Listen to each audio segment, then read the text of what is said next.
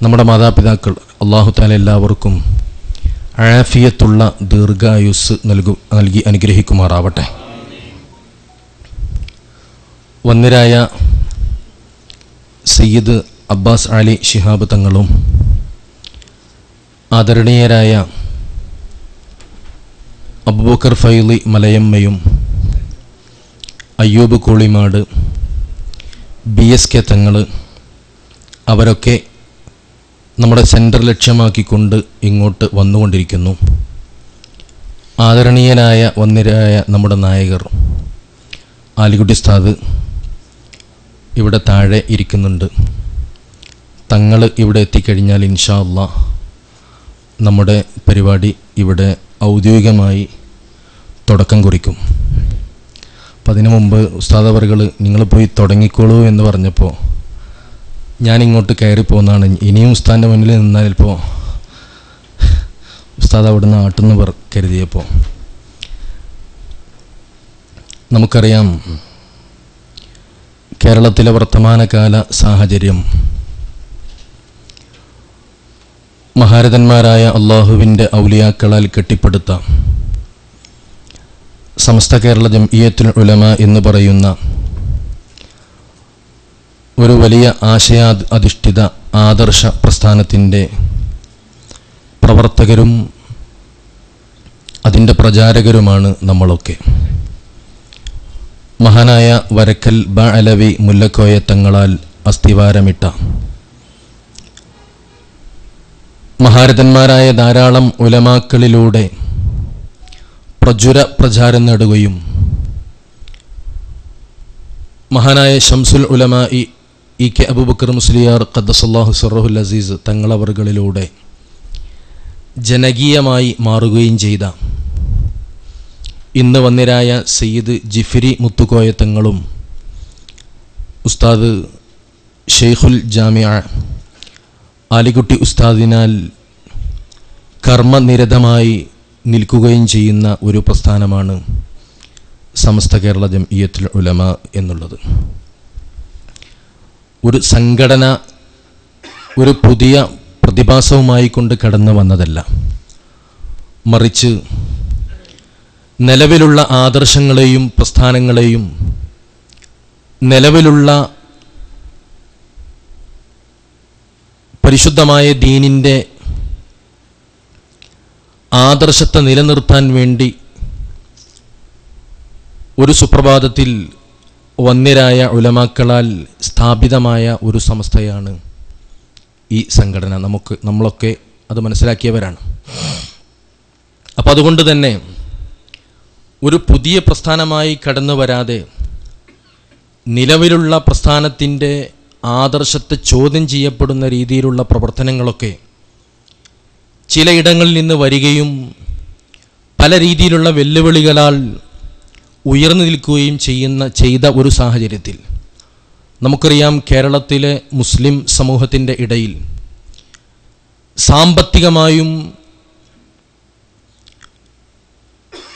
സാമ്പത്തികമായി വളരെ കൂടുതൽ പ്രതിസന്ധികൾ അനുഭവിച്ചു കൊണ്ടിരുന്ന ഒരു കാലം 1921 ബ്രിട്ടീഷുകാർക്കെതിരെയുള്ള സന്ധിയില്ലാ സമരത്തിൻ്റെ ഭാഗമായി കേരളത്തിലെ ഒരു വിഭാഗം ആളുകൾ എടുത്തുചാടുകയും അന്നത്തെ പൊതു ഉലമാക്കളുടെ നിർദ്ദേശങ്ങൾ കാര്യമായി പരിഗണിക്കാതെ അവഗണിച്ചുകൊണ്ട് വാക്ചാതുരിയിലും ആളുകളെ സമൂഹമധ്യത്തിലേക്ക് ഇറക്കിക്കൊണ്ടുവരുന്നതിൽ ശക്തമായ കഴിവുകളുമൊക്കെയുള്ള ഏതാനും ചില ആളുകൾ സമുദായത്തിൻ്റെ മുന്നിൽ വന്നുകൊണ്ട് ഒരു സമുദായത്തിൻ്റെ പൊതുപ്രശ്നമായി അവതരിപ്പിച്ചപ്പോൾ മുന്നും പിന്നും നോക്കാതെ എടുത്തുചാടിയ മലബാറിലെ മാപ്പിള സമൂഹം അവരെ ആ രംഗത്തേക്ക് ഇറക്കിവിട്ട് അവസാനം അവർ ഒന്നുമില്ലാതെ കുറേ യതീമുകളും കുറേ വിധവകളുമായി കൊണ്ട് സംഘർഷകലുഷിതമായ ഒരു അന്തരീക്ഷത്തിൽ നിലനിൽക്കുന്ന സാഹചര്യത്തിലാണ് ഈ സമൂഹത്തിൻ്റെ ബ്രിട്ടീഷുകാരുടെ തീത്തിപ്പുന്ന തോക്കുകളുടെ മുന്നിലേക്ക് ഇറക്കിക്കൊണ്ടുവന്ന ഒരു സമൂഹം അവർ പെട്ടെന്ന് ഉൾവലിയുകയും സമുദായത്തെ നയിക്കാനും അവരെ ആദർശരംഗത്ത് ഉറപ്പിച്ചു നിർത്താനും പറ്റുന്ന ഒരു സമൂഹം സംഘടിതമായി കൊണ്ട് ഇല്ലാത്ത ഒരു സാഹചര്യത്തിൽ അവർക്കിടയിലേക്ക് ഐക്യസംഘം എന്ന പേരിൽ ഒരു അനൈക്യസംഖ്യം കടന്നു വന്നപ്പോഴായിരുന്നു മഹാരഥന്മാരായ ഉലമാക്കൾ കേരളത്തിലെ മുസ്ലിം ഉമ്മത്തിൻ്റെ ഈമാനിൻ്റെ സംരക്ഷണത്തിന് വേണ്ടി മഹാനായ വരക്കൽ ബാഅലവി മുല്ലക്കോയ തങ്ങൾ ഖദ്ദസല്ലാഹു സിർറഹുൽ അസീസ് തങ്ങളവരുടെ നേതൃത്വത്തിൽ ഇങ്ങനെ ഒരു പ്രസ്ഥാനത്തിന് അവിടെ ബിജാവാബ് നൽകിയത്. അവിടെ നിന്നങ്ങോട്ട് ആദ്യഘട്ടത്തിൽ പ്രതിരോധങ്ങളും, അത് കഴിഞ്ഞ് പ്രചാരണങ്ങളും, അത് കഴിഞ്ഞ്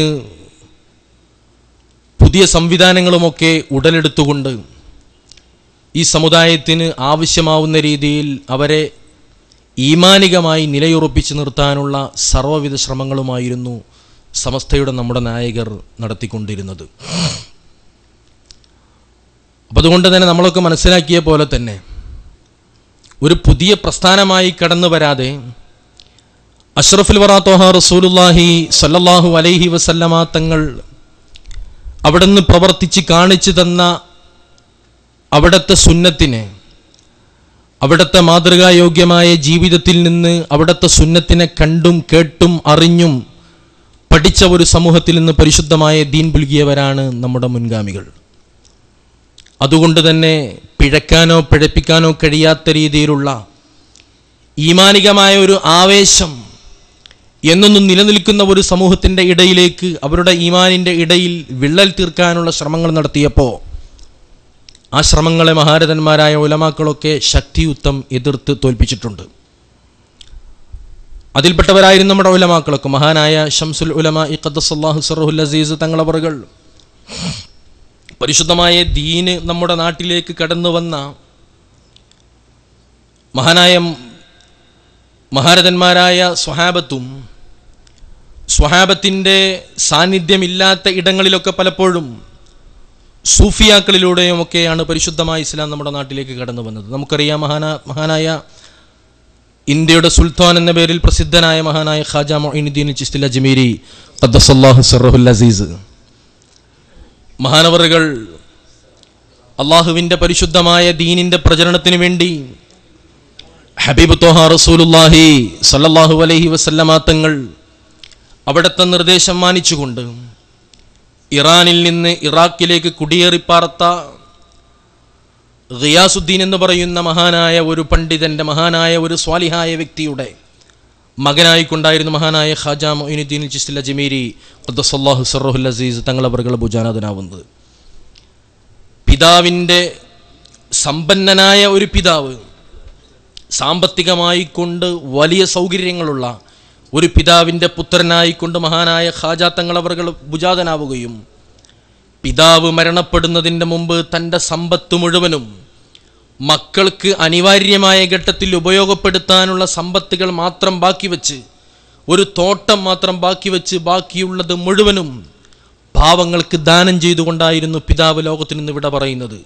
മഹാനായ ഖാജ തങ്ങളുടെ പിതാവ് മരണപ്പെടുന്ന സമയത്ത് തൻ്റെ മക്കൾക്ക് ഉപയോഗിക്കാൻ കഴിയുന്ന, അവർക്ക് അത്യാവശ്യമായി കൊണ്ട് ഉപയോഗപ്പെടുത്താൻ കഴിയുന്ന രീതിയിലുള്ള ഒരു വലിയ തോട്ടം മാത്രം ബാക്കി വെച്ച് മഹാനവറുകൾ വിട പറഞ്ഞു. അങ്ങനെ 9-10 പ്രായത്തിൽ നിൽക്കുന്ന മഹാനായ മുഈനുദ്ദീൻ ചിശ്തി അജ്മീരി എന്ന മഹാനായ ഖാജ തങ്ങളവറുകളുടെ ആ ഇളം പ്രായത്തിൽ തന്നെ തോട്ടത്തിലേക്ക് പോവുകയും തോട്ടത്തിലുള്ള പണിക്കാരെ കൊണ്ട് പണിയെടുപ്പിക്കുകയും അവിടുത്തെ കാര്യങ്ങളൊക്കെ നടത്തുകയും ചെയ്യുന്ന സമയത്താണ് ഒരു ദിവസം അദ്ദേഹം തോട്ടത്തിൽ ഇങ്ങനെ വെള്ളം നനച്ചുകൊണ്ടിരിക്കുന്ന സമയത്ത് ഇബ്രാഹിമുൽ മജ്ദൂബ് എന്ന് പറയുന്ന ഒരു വലിയ മജ്ദൂബായ ഒരു സൂഫിയായ ഒരു വലിയായ മഹാനായ പണ്ഡിതൻ ആ തോട്ടത്തിലേക്ക് കടന്നു വരുന്നത്. അദ്ദേഹം കടന്നു വന്ന സമയത്ത് മഹാനായ ഖാജ തങ്ങൾ വെള്ളം നനച്ചുകൊണ്ടിരിക്കുകയാണ്. അപ്പോഴാണ് ശബ്ദം കേട്ട് തിരിഞ്ഞു നോക്കുമ്പോൾ ഇബ്രാഹിമുൽ മജ്ദൂബാണ് കടന്നു വരുന്നത്. ഖാജ തങ്ങൾ മഹാനവറുകളെ സ്വീകരിച്ചുകൊണ്ട് അദ്ദേഹത്തിൻ്റെ അടുക്കലേക്ക് ചെന്നു. കൊച്ചുബാലനാണ്, 9 വയസ്സാണ് അദ്ദേഹത്തിൻ്റെ പ്രായം. അങ്ങനെ ഖാജ തങ്ങൾ ഈ ഷെയ്ഖിൻ്റെ ഇബ്രാഹിം മജ്ദൂബ് തങ്ങളുടെ അടുക്കലേക്ക് ചെന്നപ്പോൾ അദ്ദേഹത്തോട് ഇരിക്കാൻ വേണ്ടി പറഞ്ഞു. തോട്ടത്തിലുള്ള തണലുള്ള ഒരു മരത്തിൻ്റെ ചുവട്ടിൽ ഇരുത്തിക്കൊണ്ട് തോട്ടത്തിൻ്റെ വിവിധ ഭാഗങ്ങളിൽ നിന്ന് നല്ല മധുരമുള്ള കുറേ പഴങ്ങൾ പറിച്ചു കൊണ്ടുവന്നിട്ട് മഹാനവർക്ക് കഴിക്കാൻ വേണ്ടി കൊടുത്തു. മഹാനവറുകൾ ഇബ്രാഹിം മജ്ദൂബ് തങ്ങളവറുകൾ അത് വാങ്ങി. അദ്ദേഹം നന്നായി കഴിച്ചു. ഭക്ഷണമൊക്കെ കഴിച്ച് മനസ്സിന് നല്ല റാഹത്ത് കിട്ടിയതിൻ്റെ ശേഷം തൻ്റെ കയ്യിലുള്ള ഭാണ്ഡത്തിൽ നിന്ന് ഒരു പഴമെടുത്തു.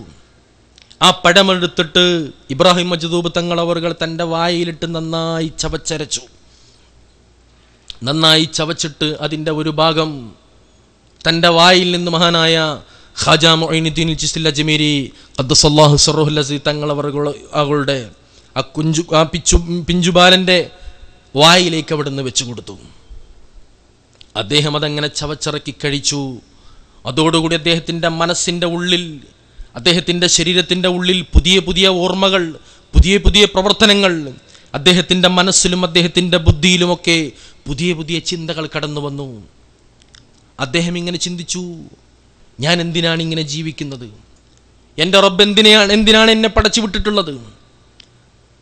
സ്വാലിഹായ ഇബ്രാഹിം മജ്ദൂബ് തങ്ങളവറുകളുടെ, വലിയായ സൂഫിയായ മഹാനവറുകളുടെ ഉമിനീര് തട്ടിയ പഴം ഈ കുഞ്ഞിൻ്റെ വയറ്റിലേക്ക് എത്തിയപ്പോൾ ആ കുഞ്ഞിൻ്റെ ബുദ്ധിയിലും ആ കുഞ്ഞിൻ്റെ മനസ്സിലുമൊക്കെ നന്മയുടെ നാമ്പുകൾ പൊട്ടിവിടരാൻ തുടങ്ങി. ഇതാണ് നമ്മുടെ മഹാന്മാർ. മഹാനായ ത്വഹാ റസൂലുള്ളാഹി സ്വല്ലല്ലാഹു അലൈഹി വസല്ലമ തങ്ങളവിടുന്ന് മദീനയിലൊരു കുഞ്ഞു ജനിച്ചാൽ ആ കുഞ്ഞിന് ആദ്യത്തെ ഭക്ഷണം കൊടുക്കാൻ, മധുരം കൊടുക്കാൻ വേണ്ടി അള്ളാഹുവിൻ്റെ ഹബീബിൻ്റെ മുന്നിലേക്ക് കുഞ്ഞിനെയും എടുത്തുകൊണ്ട് സ്വഹാബത്ത് കടന്നു വരുമായിരുന്നു. നമ്മുടെ നാടുകളിൽ നമ്മൾ ചെയ്യാറുണ്ട്. ഞങ്ങളുടെ പരിസരത്തൊക്കെ പാണക്കാടിന് തൊട്ടടുത്ത പ്രദേശമായതുകൊണ്ട് പലരും പാണക്കാട്ടേക്ക് പോവും. ഇല്ലെങ്കിൽ അവിടെ നിന്ന് വല്ലതും തേനോ അതല്ലെങ്കിൽ ഈത്തപ്പഴമോ ഒക്കെ മന്ത്രിച്ചിട്ട് വാങ്ങും. എന്നിട്ട് ആദ്യം കുഞ്ഞുങ്ങളുടെ വയറ്റിലേക്ക് എത്തുന്നത് സ്വാലിഹീങ്ങളുടെ ഉമിനീര് കലർന്നതായിരിക്കണം. എന്നാൽ നന്മയിൽ നിന്ന് നന്മയുടെ നാമ്പുകൾ ആ കുഞ്ഞിൻ്റെ മനസ്സിലും ശരീരത്തിലും പൊട്ടിമുളക്കാൻ തുടങ്ങും. ഖാജാ തങ്ങളുടെ അവിടുത്തെ ജീവിതത്തിൻ്റെ ഗതി മാറ്റിയ സംഭവം ഇതാണ് എന്നാണ് ധാരാളം മഹത്തുക്കൾ അവിടെ നിന്ന് ഉദ്ധരിക്കാറുണ്ട്. മഹാനവറുകൾ അതിന് ശേഷമാണ് മഹാനായ ഉസ്മാനുൽ ഹാറൂനി തങ്ങളവറുകളും പോലോത്ത ധാരാളം മഹാന്മാർ 40ഓളം വർഷം, ഒരു ചരിത്രത്തിൽ കാണാൻ കഴിയും, 40ഓളം വർഷം മഹാനവറുകൾ അള്ളാഹുവിൻ്റെ ഔലിയാക്കളെ തേടിക്കൊണ്ട് അവരുടെ ഖാദിമായി അവരുടെ പിന്നിൽ നടന്നുകൊണ്ട് ജീവിച്ചു. ത്യാഗോജ്വലമായ ജീവിതം നയിച്ചിട്ടാണ് അവസാനം പരിശുദ്ധമായ മക്കയിൽ വന്ന് തൻ്റെ ഗുരുവാകുന്ന ഉസ്മാനുൽ ഹാറൂനി തങ്ങളോടുകൂടെ പരിശുദ്ധമായ മക്കയിൽ വന്ന് തവാഫ് ചെയ്ത് അത് കഴിഞ്ഞ് പരിശുദ്ധമായ മദീനയിൽ ചെന്ന് ഹബീബായ ത്വഹാ റസൂലുള്ളാഹി സ്വല്ലല്ലാഹു അലൈഹി വസല്ലം തങ്ങൾ അന്ത്യവിശ്രമം കൊള്ളുന്ന പരിശുദ്ധമായ മദീനയിലെ റൗളയുടെ സമീപത്തിരിക്കുമ്പോഴാണ് ചരിത്രത്തിൽ രണ്ടഭിപ്രായമുണ്ട്. യഖ്ലത്തിലായിക്കൊണ്ട് അദ്ദേഹത്തിൻ്റെ അടുക്കൽ ഹബീബ് ത്വഹാ റസൂലുള്ളാഹി സ്വല്ലല്ലാഹു അലൈഹി വസല്ലം തങ്ങൾ വന്നു എന്നും അതല്ല സ്വപ്നത്തിൽ കാണിച്ചു കൊടുത്തു. സ്വപ്നത്തിൽ പറഞ്ഞു, മകനെ, ഞാൻ നിന്നെ ഇന്ത്യയുടെ സുൽത്താനാക്കിക്കൊണ്ട് വാഴിച്ചിട്ടുണ്ട്, ഇന്ത്യയുടെ സുൽത്താനായിക്കൊണ്ട് ഞാൻ നിയമിച്ചിട്ടുണ്ട്. മഹാനവറുകൾ ചോദിച്ചു, ഹബീബേ, വലിയുപ്പ, ഏതാണ് ഇന്ത്യ? എവിടെയാണ്, എങ്ങോട്ടാണ് ഞാൻ പോവേണ്ടത്? അജ്മീറിലെ പ്രസിദ്ധമായ ഒരു വലിയ പർവ്വതം, ഒരു മല പോലും ഹബീബ് ത്വഹാ റസൂലുള്ളാഹി സ്വല്ലല്ലാഹു അലൈഹി വസല്ലം തങ്ങൾ സ്വപ്നത്തിൽ കാണിച്ചു കൊടുത്തത്രേ. അങ്ങനെയാണ് മഹാനവറുകൾ അവിടെ നിന്ന് അള്ളാഹുവിൻ്റെ ഹബീബ് അവിടെ നിന്ന് കാണിച്ചു കൊടുത്ത ദീപശിഖയുമായി കൊണ്ട് പരിശുദ്ധമായ ഇന്നവിടെ നിന്ന് അന്ത്യവിശ്രമം കൊള്ളുന്ന അജ്മീറിലേക്ക് വരുന്നത്. ധാരാളം സംഭവങ്ങളുണ്ട്. ഇപ്പം ഞാൻ പറഞ്ഞു വന്നത്, അള്ളാഹുവിൻ്റെ പരിശുദ്ധമായ ദീനിനെ നമ്മുടെ നാട്ടിലേക്ക് മഹാരഥന്മാരിലൂടെ നമ്മുടെ കൈകളിലേക്ക് എത്തിയ ആ ദീനിൻ്റെ സുന്ദരമായ പാന്താവിൽ വിഷവിത്തുകൾ പതിക്കാൻ വേണ്ടി തുടങ്ങിയപ്പോഴായിരുന്നു മഹാന്മാരായ നമ്മുടെ ഉലമാക്കൾ സടകുടഞ്ഞ് എഴുന്നേറ്റുകൊണ്ട് പരിശുദ്ധമായ മഹിതമായൊരു പ്രസ്ഥാനത്തിന് അവർ തുടക്കം കുറിക്കുന്നത്. അപ്പം അതുകൊണ്ട് തന്നെ എന്നും അത് പത്തരമാറ്റോടുകൂടി നിലനിൽക്കേണ്ടതാണ്. ഇന്നത്തെ നമ്മുടെ വർത്തമാനകാല സാഹചര്യം പലപ്പോഴും ജനകീയമായിക്കൊണ്ട് ഓരോ വിഷയങ്ങൾ വരുമ്പോഴും മജ്‌ലിസുന്നൂറിലൂടെ ഈ പ്രസ്ഥാനം ജനകീയമായി വന്നപ്പോൾ പലർക്കും അത് കണ്ണിലെ കരടായി മാറി.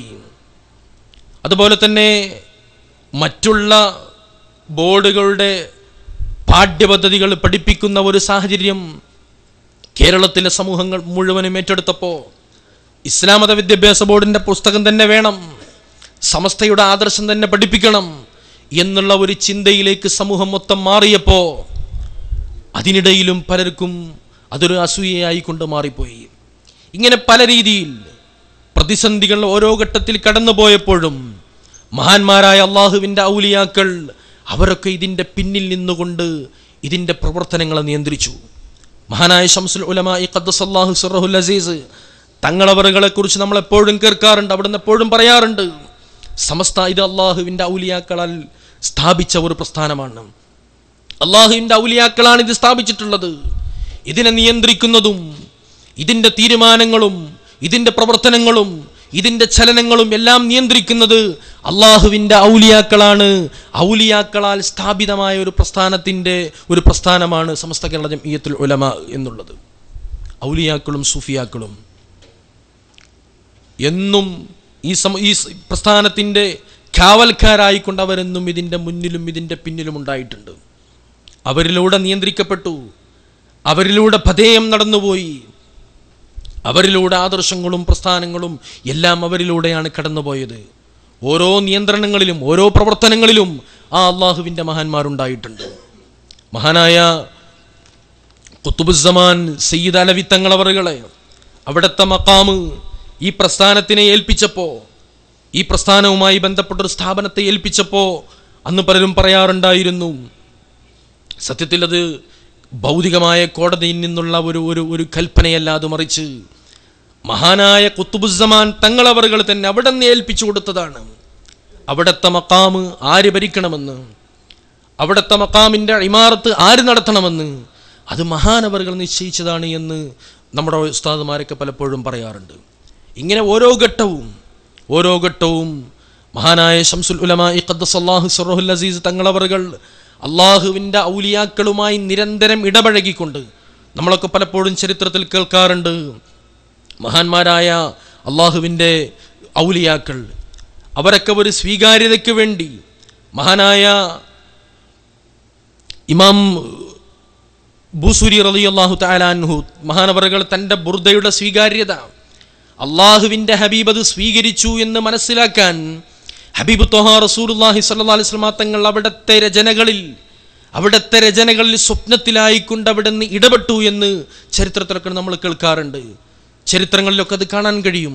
റസൂലുള്ളാഹി സ്വല്ലല്ലാഹു അലൈഹി വസല്ലമ തങ്ങളുടെ നേരിട്ടുള്ള ഇടപെടലുകൾ അതിലുണ്ടായിട്ടുണ്ട് എന്നുള്ളത്. അതുകൊണ്ട് തന്നെയാണ് പ്രവാചക ആപ്തവാക്യങ്ങളിൽ അവിടുത്തെ മദ്ഹ് ഗീതങ്ങളിൽ വളരെ പ്രസിദ്ധമാണ് ബുർദ എന്ന പേരിൽ പ്രസിദ്ധമായ ബുർദ. 40 ദിവസം ഒരാൾ കൃത്യമായി കൊണ്ട് ബുർദ ചൊല്ലിക്കഴിഞ്ഞാൽ അള്ളാഹുവിൻ്റെ ഹബീബ് ത്വഹാ റസൂലുള്ളാഹി സ്വല്ലല്ലാഹി അലൈഹി വസല്ലം തങ്ങളെ സ്വപ്നത്തിൽ കാണാൻ കഴിയുമെന്ന് ധാരാളം അനുഭവങ്ങൾ പറയാറുണ്ട്. ധാരാളം സൂഫിയാക്കളായ ഉലമാക്കളൊക്കെ പഠിപ്പിക്കുന്നുണ്ട്. തുടർച്ചയായിക്കൊണ്ട് 40 ദിവസം പരിശുദ്ധമായ ബുർദ ഒരാൾ കൃത്യമായി കൊണ്ട് അതിൻ്റെ അതബോടുകൂടി നിർവഹിച്ചു കഴിഞ്ഞാൽ, നമ്മളെപ്പോഴും ചിന്തിക്കണം, നമ്മുടെ ചില പ്രവർത്തനങ്ങൾ, നമ്മുടെ ചില അമലുകൾ അതൊക്കെ വളരെ നിസാരമായ ചില വിഷയങ്ങളെ കൊണ്ട് തള്ളപ്പെടുകയും എന്നാൽ നിസാരമായ ചില വിഷയങ്ങളെ കൊണ്ട് സ്വീകരിക്കപ്പെടുകയും ചെയ്യുമെന്നുള്ളത്.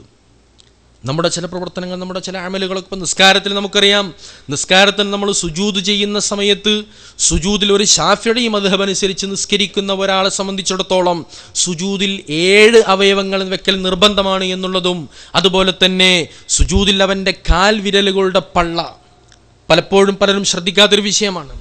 കാൽ വിരലുകൾ ഇങ്ങനെ കുത്തിവെച്ചാൽ പോരാ, ഏതെങ്കിലും 2 കാലുകളിൽ നിന്നുള്ള ഏതെങ്കിലും ഒരു വിരലിൻ്റെ ഒരു പള്ളയെങ്കിലും വെച്ചെങ്കിലേ അവൻ്റെ സുജൂദ് സ്വഹിയാവൂ എന്നുള്ളത് നമ്മുടെ ഫിഖഹിൻ്റെ ഉലമാക്കളൊക്കെ നമ്മെ പഠിപ്പിക്കുന്നുണ്ട്.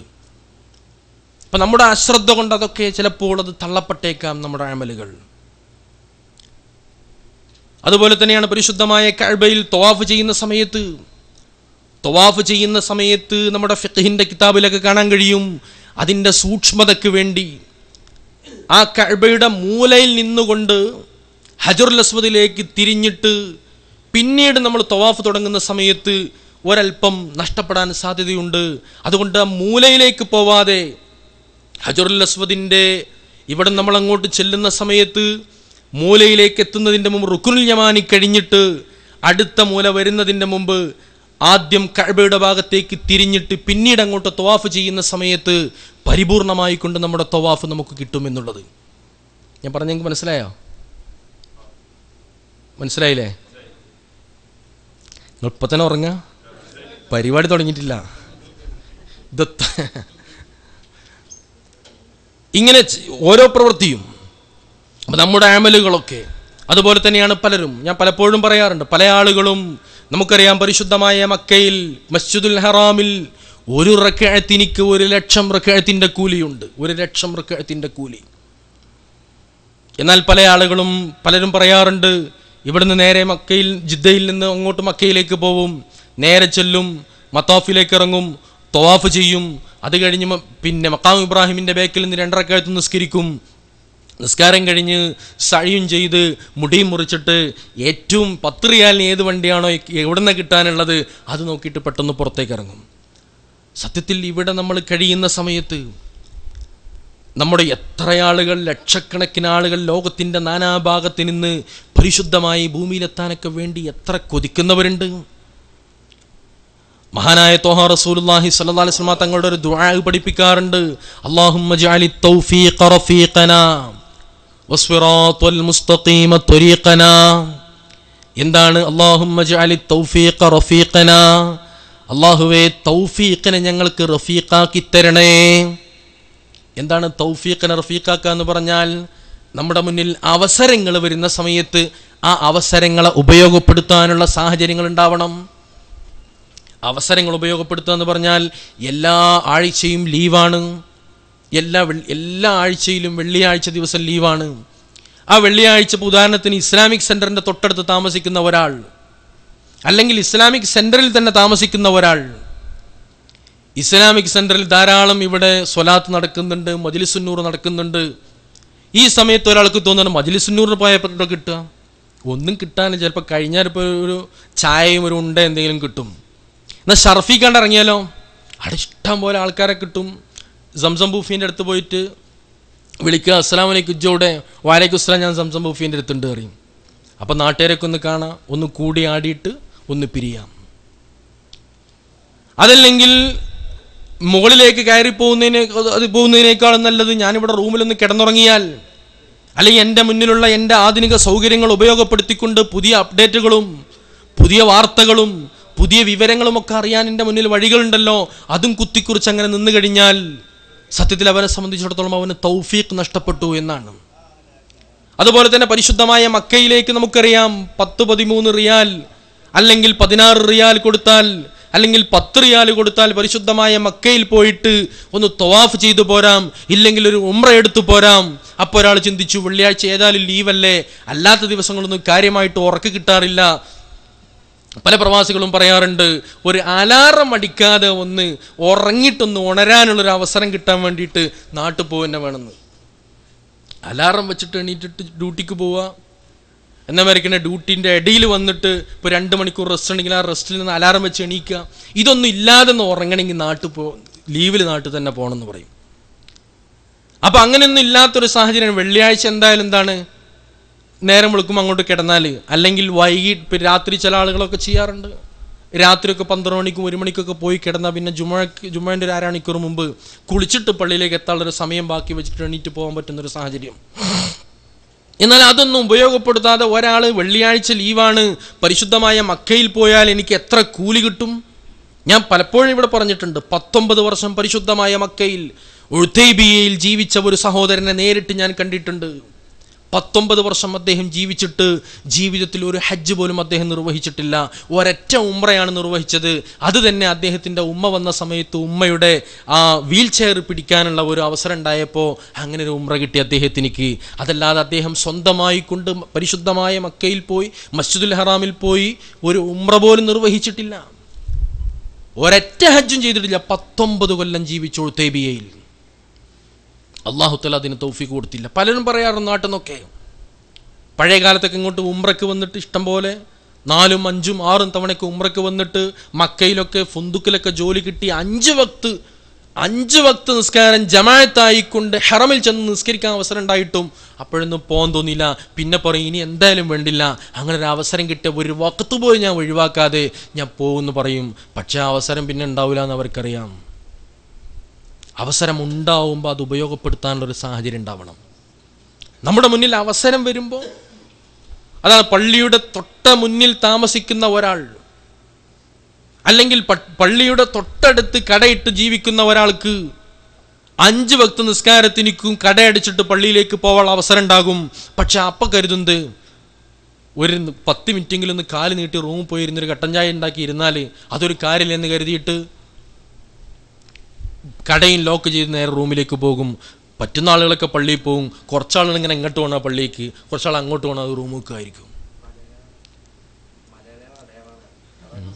അല്ല, അത് സംഗതി ശരിയാണ്. മലയാളികളൊക്കെ ഈ പാകിസ്ഥാനികൾ താമസിക്കുന്ന ഏരിയയിൽ നോക്കേണ്ടി.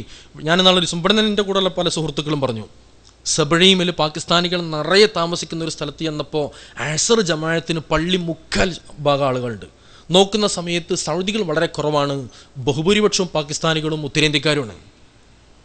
എന്നാൽ അപ്പം എന്നോട് എൻ്റെ കൂടെയുള്ള ഒരാൾ പറഞ്ഞു, ഇത് മലയാളികൾ താമസിക്കുന്ന ഒരു സ്ഥലത്താണെങ്കിൽ നേരെ വിരുദ്ധമായിരിക്കും, ആൾ വളരെ കുറവായിരിക്കും. പ്രത്യേകിച്ച് വെള്ളിയാഴ്ച അസർക്ക് ഉച്ചയ്ക്ക് സ്പെഷ്യലും കഴിച്ചിട്ട് ഉച്ചയ്ക്ക് എന്ത് ചെയ്യും, സുന്ദരമായിട്ട് കിടന്നാൽ പിന്നെ മഗ്‌രിബിൻ്റെ മുമ്പ് ഷറഫിക്ക് പോകാൻ ടൈം കണക്കാക്കിയിട്ട് എണീക്കുള്ളൂ. അപ്പം സത്യത്തിൽ അത് നമ്മുടെ അല്ലാഹു തആല നമുക്ക് തരുന്ന അവസരങ്ങൾ ഉപയോഗപ്പെടുത്താൻ കഴിയുക. അതുകൊണ്ടാണ് പറഞ്ഞത് തൗഫീഖിനെ ഞങ്ങൾക്ക് റഫീഖാക്കി തരണേ, തൗഫീഖിനെ ഞങ്ങൾക്ക് കൂട്ടുകാരനാക്കി തരണം. ഞങ്ങളുടെ മുന്നിൽ അവസരങ്ങൾ വന്നാൽ ആ അവസരങ്ങൾ ഉപയോഗപ്പെടുത്താനുള്ള സാഹചര്യങ്ങൾ ഉണ്ടാവണം. സ്വീകരിക്കൽ അത് അള്ളാഹുവിൻ്റെ ഭാഗത്ത് നിന്നാണ്. സ്വീകരിക്കുമോ ഇല്ലേ നമുക്ക് പറയാൻ കഴിയില്ല. എത്ര നമ്മൾ ഉഷാറാക്കി ചെയ്താലും അതൊക്കെ അള്ളാഹുവിൻ്റെ ഭാഗത്ത് നിന്നാണ്. അതുകൊണ്ടാണല്ലോ ഖലീലുല്ലാഹി ഇബ്രാഹിം നബി അലൈഹിസ്സലാത്തു വസ്സലാം അള്ളാഹുവിൻ്റെ നിർദ്ദേശപ്രകാരം ജിബ്രീൽ അലൈഹിസ്സലാത്തു വസ്സലാം കൂടെ നിന്നിട്ട്, ഇസ്മായിൽ നബി അലൈഹിസ്സലാത്തു വസ്സലാം സഹായിയായി നിന്നിട്ട് പരിശുദ്ധമായ കഅബയുടെ നിർമ്മാണം നടത്തിയിട്ട് മഹാനവറുകൾ ദുആ ചെയ്തത് റബ്ബനാ തഖബ്ബൽ മിന്നാ, അല്ലാഹുവേ ഞങ്ങളിൽ നിന്ന് സ്വീകരിക്കണേ എന്നാണ്. അള്ളാഹുവിൻ്റെ നിർദ്ദേശപ്രകാരം ജിബ്രീൽ അലൈഹിസ്സലാത്തു വസ്സലാമിൻ്റെ മേൽനോട്ടത്തിൽ ഇസ്മായിൽ നബി അലൈഹിസ്സലാത്തു വസ്സലാമിൻ്റെ സഹായത്തോടുകൂടി നിർമ്മിച്ചപ്പോഴും ഇത് അള്ളാഹ് സ്വീകരിക്കുമോ ഇല്ലയോ നമുക്ക് പറയാൻ കഴിയില്ല. എത്രയെത്ര മഹാന്മാർ മരണത്തിൻ്റെ സമയത്ത് അവരൊക്കെ പൊട്ടി കരഞ്ഞിട്ടുണ്ട്. എത്രയോ മഹാന്മാർ നിസ്കാരത്തിലുള്ള വസ്വാസിനെ കുറിച്ച് ആലോചിച്ചിട്ട് ആയിരക്കണക്കിന് ശിഷ്യന്മാരുള്ള വലിയ ഒരു മഹാൻ അദ്ദേഹം പൊട്ടി കരയുന്നു. ഉസ്താദേ, നിങ്ങൾ എന്തിനാണ് കരയുന്നത് എന്ന് ചോദിച്ചപ്പോ മഹാനവറുകൾ പറഞ്ഞത് അഴ്ത്തരീനി ഫിസ്വലാത്തി വസ്വാസ്, നിസ്കാരത്തിലുള്ള വസ്വാസ് അതെന്നെ വല്ലാതെ ആശങ്കയിലാക്കുന്നു. നിസ്കാരത്തിൽ എന്താണ് വസ്വാസ്? സുജൂദിൽ കിടന്ന് സുബ്ഹാന റബ്ബിയൽ അഅ്ലാ വബിഹംദിഹി എന്ന് ചൊല്ലുന്ന സമയത്ത് എൻ്റെ മനസ്സിൽ മറ്റ് ചില ചിന്തകളൊക്കെ കടന്നു വരാറുണ്ട്. അതുപോലെ തന്നെ അല്ലാഹുവിൻ്റെ മുന്നിൽ വജ്ജഹ്തു വജ്ഹിയ ലില്ലദീ ഫത്തറസ് സമാവാതി വൽ അർള ഹനീഫൻ മുസ്ലിമൻ വമാ അന മിനൽ മുശ്രിക്കീൻ ഇന്ന സ്വലാത്തി വനുസുകി വമഹ്യായ വമമാതി ലില്ലാഹി റബ്ബിൽ ആലമീൻ. അല്ലാഹുവേ, ഞാനിതാ നിന്നിലേക്ക് മുന്നിടുന്നു. എൻ്റെ ജീവിതവും എൻ്റെ മരണവും എൻ്റെ കർമ്മങ്ങളും എല്ലാം റബ്ബേ നിനക്കാണ് എന്ന് പറഞ്ഞ് ഇഫ്തിതാഹിൻ്റെ ദുആഉം നിർവഹിച്ചിട്ട് പിന്നീട് അങ്ങോട്ട് നിൽക്കുന്ന സമയത്ത് എൻ്റെ മനസ്സൊക്കെ ഏതോ ലോകത്താണ്. അള്ളാഹുവിൻ്റെ മുന്നിൽ ഒരു മുഅ്മിനിന്റെ മിഅ്റാജാണ് നിസ്കാരം എന്നാണ് ഹബീബ് ത്വഹ റസൂലുള്ളാഹി സ്വല്ലല്ലാഹു അലൈഹി വസല്ലം തങ്ങൾ അവിടെ നിന്ന് പഠിപ്പിച്ചത്. മുഅ്മിനിന്റെ മിഅ്റാജാണ്, മുഅ്മിനായ മനുഷ്യന്റെ മിഅ്റാജ്. അള്ളാഹുവിന്റെ ഹബീബിനെ അള്ളാഹു തആല ഏഴാകാശങ്ങൾക്കപ്പുറത്തേക്ക് അള്ളാഹുവിന്റെ സമക്ഷത്തിങ്കിലേക്ക് കൊണ്ടുപോയിട്ട് അള്ളാഹുവിന്റെ ഹബീബും പരസ്പരം കണ്ടുമുട്ടിയ സന്ദർഭം ഇതുപോലത്തെ ഒരു സന്ദർഭമാണ്, ഇതുപോലത്തെ ഒരു മാനസികാവസ്ഥയാണ് ഒരു വിശ്വാസിക്ക് നിസ്കരിക്കാൻ വേണ്ടി നിൽക്കുന്ന സമയത്തുണ്ടാവേണ്ടത്. അത്രത്തോളം അള്ളാഹുവിനോടുള്ള നേരിട്ടുള്ള അഭിമുഖമാണ്, നേരിട്ടുള്ള സംഭാഷണമാണ് നിസ്കാരം. അപ്പോൾ ആ ഒരു രീതിയിലുള്ള ഒരു ചിന്ത, ഒരു മാനസികമായ അവസ്ഥ നമുക്കുണ്ടാവണം. അള്ളാഹു നമുക്ക് തൗഫീക്ക് നൽകുമാറാവട്ടെ. അങ്ങനെയൊക്കെയുള്ള മഹാന്മാരുണ്ടായിരുന്നു. നിസ്കരിക്കാൻ വേണ്ടി നിന്ന് കഴിഞ്ഞാൽ നമ്മളൊക്കെ സാധാരണ കേൾക്കാറുണ്ട്, അലി ഇബ്നു അബീ ത്വാലിബ് റളിയല്ലാഹു തആല അൻഹു നിസ്കരിക്കാൻ വേണ്ടി നിന്നപ്പോൾ അവിടുത്തെ കാലിൽ തറച്ച അമ്പ് വലിച്ചൂരിയതൊക്കെ നമ്മളൊക്കെ ചരിത്രത്തിൽ കേൾക്കാറുണ്ട്. നമുക്കൊക്കെ അങ്ങനെ നിസ്കരിക്കാൻ പറ്റുന്ന ഒരു മനസ്സുണ്ടായി കഴിഞ്ഞാൽ നമ്മളൊക്കെ രക്ഷപ്പെട്ടു. അള്ളാഹു നമുക്കതിന് തൗഫീക്ക് നൽകുമാറാവട്ടെ. നമുക്ക് അള്ളാഹുവിനോട് ദുആ ചെയ്യാം. അതിന് മഹാന്മാർ പറഞ്ഞത്, അത് ചെയ്യാനുള്ള മനസ്സ് നന്നാക്കാൻ, നമ്മുടെ മനസ്സിനെ നമ്മുടെ നിയന്ത്രണത്തിലേക്ക് കൊണ്ടുവരാൻ, നമ്മൾ ഇച്ഛിക്കുന്നിടത്തേക്ക് മനസ്സിനെ കൊണ്ടുവരാൻ, നമ്മുടെ ശരീരത്തിൻ്റെ താല്പര്യങ്ങൾക്കനുസരിച്ച്, നമ്മുടെ മനസ്സിൻ്റെ താല്പര്യങ്ങൾക്കനുസരിച്ച് ശരീരത്തെയും ശരീരത്തിൻ്റെ താല്പര്യങ്ങൾക്കനുസരിച്ച് മനസ്സിനെയും കൊണ്ടുപോകാൻ സമ്മതിക്കാതെ ഇലാഹിയായ ചിന്തകളിലേക്ക് നമ്മുടെ മനസ്സിനെ നമുക്ക് കൊണ്ടുപോകാൻ കഴിഞ്ഞാൽ തീർച്ചയായിട്ടും നമുക്ക് രക്ഷപ്പെടാൻ കഴിയും. അള്ളാഹു തൗഫീക്ക് ചെയ്യുമാറാവട്ടെ. അതിനെന്താണ്? അതിന് മഹാന്മാർ പറഞ്ഞത്, ഒന്ന് കുറഞ്ഞ ഭക്ഷണം കഴിക്കാം. ഏറ്റവും വലിയ ഷർത്ത് അതിന് പറഞ്ഞത് ഹലാലായ ഭക്ഷണമാണ്. ഹലാലായ ഭക്ഷണം നമ്മൾ കഴിക്കുന്നത് പരിപൂർണമായി കൊണ്ട് ഹലാലാണ് എന്ന് നമുക്ക് ബോധ്യമുണ്ടെങ്കിൽ, ഹലാലായ ഭക്ഷണം നമ്മൾ അറിയാതെ നമ്മുടെ വയറ്റിലേക്ക് എത്തിയാൽ പോലും അത് വിപരീത ഫലമുണ്ടാക്കുമെന്ന് മഹാന്മാർ പഠിപ്പിച്ചിട്ടുണ്ട്. ചരിത്രങ്ങളൊക്കെ കാണാൻ കഴിയും. ഹജ്ജാജ് ഇബ്നു യൂസുഫിൻ്റെ കാലഘട്ടത്തിൽ, ഹജ്ജാജ് നമുക്കറിയാം പരിശുദ്ധമായ ദീനിന് അദ്ദേഹം പല ഉപകാരങ്ങൾ ചെയ്തിട്ടുണ്ടെങ്കിലും വളരെ ക്രൂരമായ രീതിയിലുള്ള അള്ളാഹുവിൻ്റെ മഹാന്മാരായ സ്വഹാബത്തിനെയൊക്കെ ശക്തമായ രീതിയിൽ സ്വഹാബത്തിനെ കൊല്ലാനും പരിശുദ്ധമായ ദീനിൻ്റെ പല സ്തംഭങ്ങളെ നശിപ്പിക്കാനുമൊക്കെ അദ്ദേഹം ശ്രമിച്ചിട്ടുണ്ട്. ഹജ്ജാജ് ഇബ്നു യൂസുഫ് അദ്ദേഹം കുറേ നന്മകളും ചെയ്തിട്ടുണ്ട്. അതുകൊണ്ടാണ് ഹജ്ജാജ് ഒരിക്കലൊരു ചെറുപ്പക്കാരൻ, അദ്ദേഹം ഇങ്ങനെ ഒരു അരുവിയുടെ തൊട്ടടുത്തിലൂടെ ഒരു വെള്ളക്കെട്ടിൻ്റെ അടുക്കിലൂടെ ഇങ്ങനെ നടന്നു പോകുമ്പോൾ ഒരാൾ കണ്ടു വെള്ളത്തിലിങ്ങനെ മുങ്ങിത്താഴുന്നു. വെള്ളത്തിലിങ്ങനെ മുങ്ങിത്താണ് കണ്ടപ്പോൾ ആരായാലും നമ്മൾ നീന്തറിയുന്ന ആളാണെങ്കിൽ വേഗം ചെയ്യും, എടുത്ത് ചാടിയിട്ട് ആളെ രക്ഷപ്പെടുത്തും. അങ്ങനെ ഇദ്ദേഹം വെള്ളത്തിലൊരാൾ മുങ്ങിത്താഴ്ന്ന് കണ്ടപ്പോൾ ചെറുപ്പക്കാരൻ വേഗം വെള്ളത്തിലേക്ക് എടുത്ത് ചാടി. വെള്ളത്തിലേക്ക് എടുത്ത് ചാടിയിട്ട് ആളെ രക്ഷപ്പെടുത്തി തോളിലിട്ട് കരയിൽ കൊണ്ടുവന്ന് കിടത്തിയപ്പോൾ ഈ രക്ഷപ്പെട്ട ആൾ ചോദിച്ചു, നിനക്കെന്താണ് സമ്മാനം വേണ്ടത്, പിന്നെ എന്താ വേണ്ടതെന്ന് ചോദിച്ചോ എന്ന് പറഞ്ഞു. അപ്പോൾ ഇദ്ദേഹം ഇങ്ങനെ മുഖത്ത് നോക്കിയിട്ട് അങ്ങനെ ഒരു കാര്യമായ സമ്മാനം തരാൻ പറ്റുന്നൊരു സാഹചര്യം ഒന്നും കാണുന്നില്ല. അപ്പം അദ്ദേഹം പറഞ്ഞു, ഞാൻ അതൊന്നും പ്രതീക്ഷിച്ചിട്ടില്ല എന്ന് പറഞ്ഞു. ഞാൻ ആരാണെന്ന് എനിക്കറിയുമോ എന്ന് ചോദിച്ചു. പറഞ്ഞു, അതെനിക്കറിയില്ല എന്ന് പറഞ്ഞു. ഞാൻ ഹജ്ജാജ് ഇബ്നു യൂസുഫാണെന്ന് പറഞ്ഞു. രക്ഷപ്പെട്ട ആൾ, വെള്ളത്തിൽ മുങ്ങിത്താഴ്ന്ന ആൾ. വെള്ളത്തിൽ മുങ്ങിത്താഴുന്ന ആൾ പറഞ്ഞ ഹജ്ജാജ് ഇബ്നു യൂസുഫ് എന്ന് പറഞ്ഞാൽ ഭരണാധികാരിയാണ്. ഒരു ഭരണാധികാരിയെ അദ്ദേഹത്തിൻ്റെ ജീവൻ രക്ഷപ്പെടുത്തി കഴിഞ്ഞാൽ കൈ നിറയെ സമ്മാനങ്ങൾ കിട്ടുമല്ലോ. അപ്പം ഈ ചെറുപ്പക്കാരൻ പറഞ്ഞു, എന്നാൽ എനിക്ക് ഒരു ഉപകാരം ചെയ്യണം. എന്താണ് വേണ്ടത്? നിങ്ങൾ ആരായി വെള്ളത്തിൽ നിന്ന് രക്ഷപ്പെടുത്തി എന്ന് ചോദിച്ചാൽ ഞാൻ നിങ്ങളെ രക്ഷപ്പെടുത്തി നിങ്ങൾ പറയരുത്, എനിക്കതാണ് വേണ്ടത്, എനിക്ക് സമ്മാനമൊന്നും വേണ്ട. കാരണം നമ്മൾ പറയല്ലോ, ചങ്ങായി ചങ്ങായിനെ വലിച്ചോടുന്നു, അതാണ് അങ്ങനെയാണ് പോയിക്കോട്ടെ എന്ന് പറയില്ലേ. അപ്പം അങ്ങനെ ഈ ചരിത്രത്തിൽ പിന്നീട് ആരെങ്കിലും ചോദിക്കും, ഹജ്ജാജിനെ അന്ന് ആ വെള്ളത്തിൽ നിന്ന് ആരെ രക്ഷപ്പെടുത്തി എന്ന് പറയുമ്പോൾ എൻ്റെ പേര് നിങ്ങൾ പറഞ്ഞു പോകരുത്. രാജാവിനെ രക്ഷപ്പെടുത്തിയിട്ട് അത്രത്തോളം ക്രൂരമായി ചെയ്തിട്ടുണ്ട്. ആ ഹജ്ജാജ് ഇബ്നു യൂസുഫ് തൻ്റെ കാലഘട്ടത്തിൽ തനിക്കെതിരെ അന്നത്തെ ഉലമാക്കൾ ദുആ ചെയ്യുമെന്ന് കരുതിയിട്ട് അവരെ കൊണ്ട് ശുബ്ഹത്തിൻ്റെ മുതൽ ഹറാമിൻ്റെ മുതലൊക്കെ അവരെ കൊണ്ട് കഴിപ്പിച്ചിരുന്നു എന്ന് ചരിത്രത്തിൽ കാണാൻ കഴിയും. ഹറാമിൻ്റെ മുതൽ കഴിച്ചാൽ ദുആക്ക് ഉത്തരം കിട്ടാൻ പണിയാണ്. നമ്മുടെ കേരളത്തിൽ നമ്മളെ ആളുകൾ ധാരാളം ദുആ ചെയ്തുകൊണ്ടിരിക്കുന്നു. അള്ളാഹു റഹ്മത്തിൻ്റെ മഴ നൽകുമാറാവട്ടെ. നിങ്ങളെ കേട്ടുണ്ടാക്കും മഹാനായ മമ്പറും സയ്യിദ് ഖുതുബുസ്സമാൻ സയ്യിദ് അവറുകൾ. ഞങ്ങളുടെ പരിസരങ്ങളിലൊക്കെ മഴയ്ക്ക് വേണ്ടി മഴയില്ലെങ്കിൽ മമ്പുറത്തെ ആ മക്കാമിൻ്റെ തൊട്ടടുത്തുള്ള മൈതാനത്തെ ആ കൊടി അങ്ങോട്ട് എടുത്തിട്ട് കൊടി താഴ്ത്തിയിട്ട് അത് കൊണ്ടുപോയിട്ട് മഴയില്ലാത്ത പ്രദേശങ്ങളിൽ കൊണ്ടുപോയി കെട്ടിക്കഴിഞ്ഞാൽ ശക്തമായ മഴ പെയ്തിരുന്നു. ഉമർ ഖാദിയെക്കുറിച്ച് നിങ്ങൾ കേട്ടിട്ടുണ്ടാകും. മഴയില്ലാത്ത ആളുകൾ വന്നാൽ പല പ്രദേശങ്ങളിൽ നിന്നും ആളുകളൊക്കെ ഞങ്ങളുടെ നാട്ടിൽ മഴയില്ല എന്ന് പറഞ്ഞാൽ മഹാനഗർ അവറുകൾ വന്നിരുന്നു കൊണ്ട് മഴ പെയ്യിപ്പിച്ചിരുന്നു. അവരിന്ന് അങ്ങോട്ട് ദുആ ചെയ്യും. ദുആ കഴിയുന്നതിന് മുമ്പ് മഴ പെയ്യും. മഹാനായ കണ്ണിയത്ത് ഉസ്താദ് അവറുകൾ നിങ്ങളൊക്കെ കേട്ടിട്ടുണ്ടാകും. അദ്ദേഹം മമ്പാടിനടുത്താണെന്ന് എൻ്റെ ഓർമ്മ. പരിപാടിക്ക് ചെന്നു, ദുആ സമ്മേളനത്തിന് ചെന്നു. ആളുകൾ പറഞ്ഞു മഴയില്ലല്ലോ, മഴയ്ക്ക് വേണ്ടി ദുആ ചെയ്യണം, വലിയ ക്ഷാമത്തിലാണ്.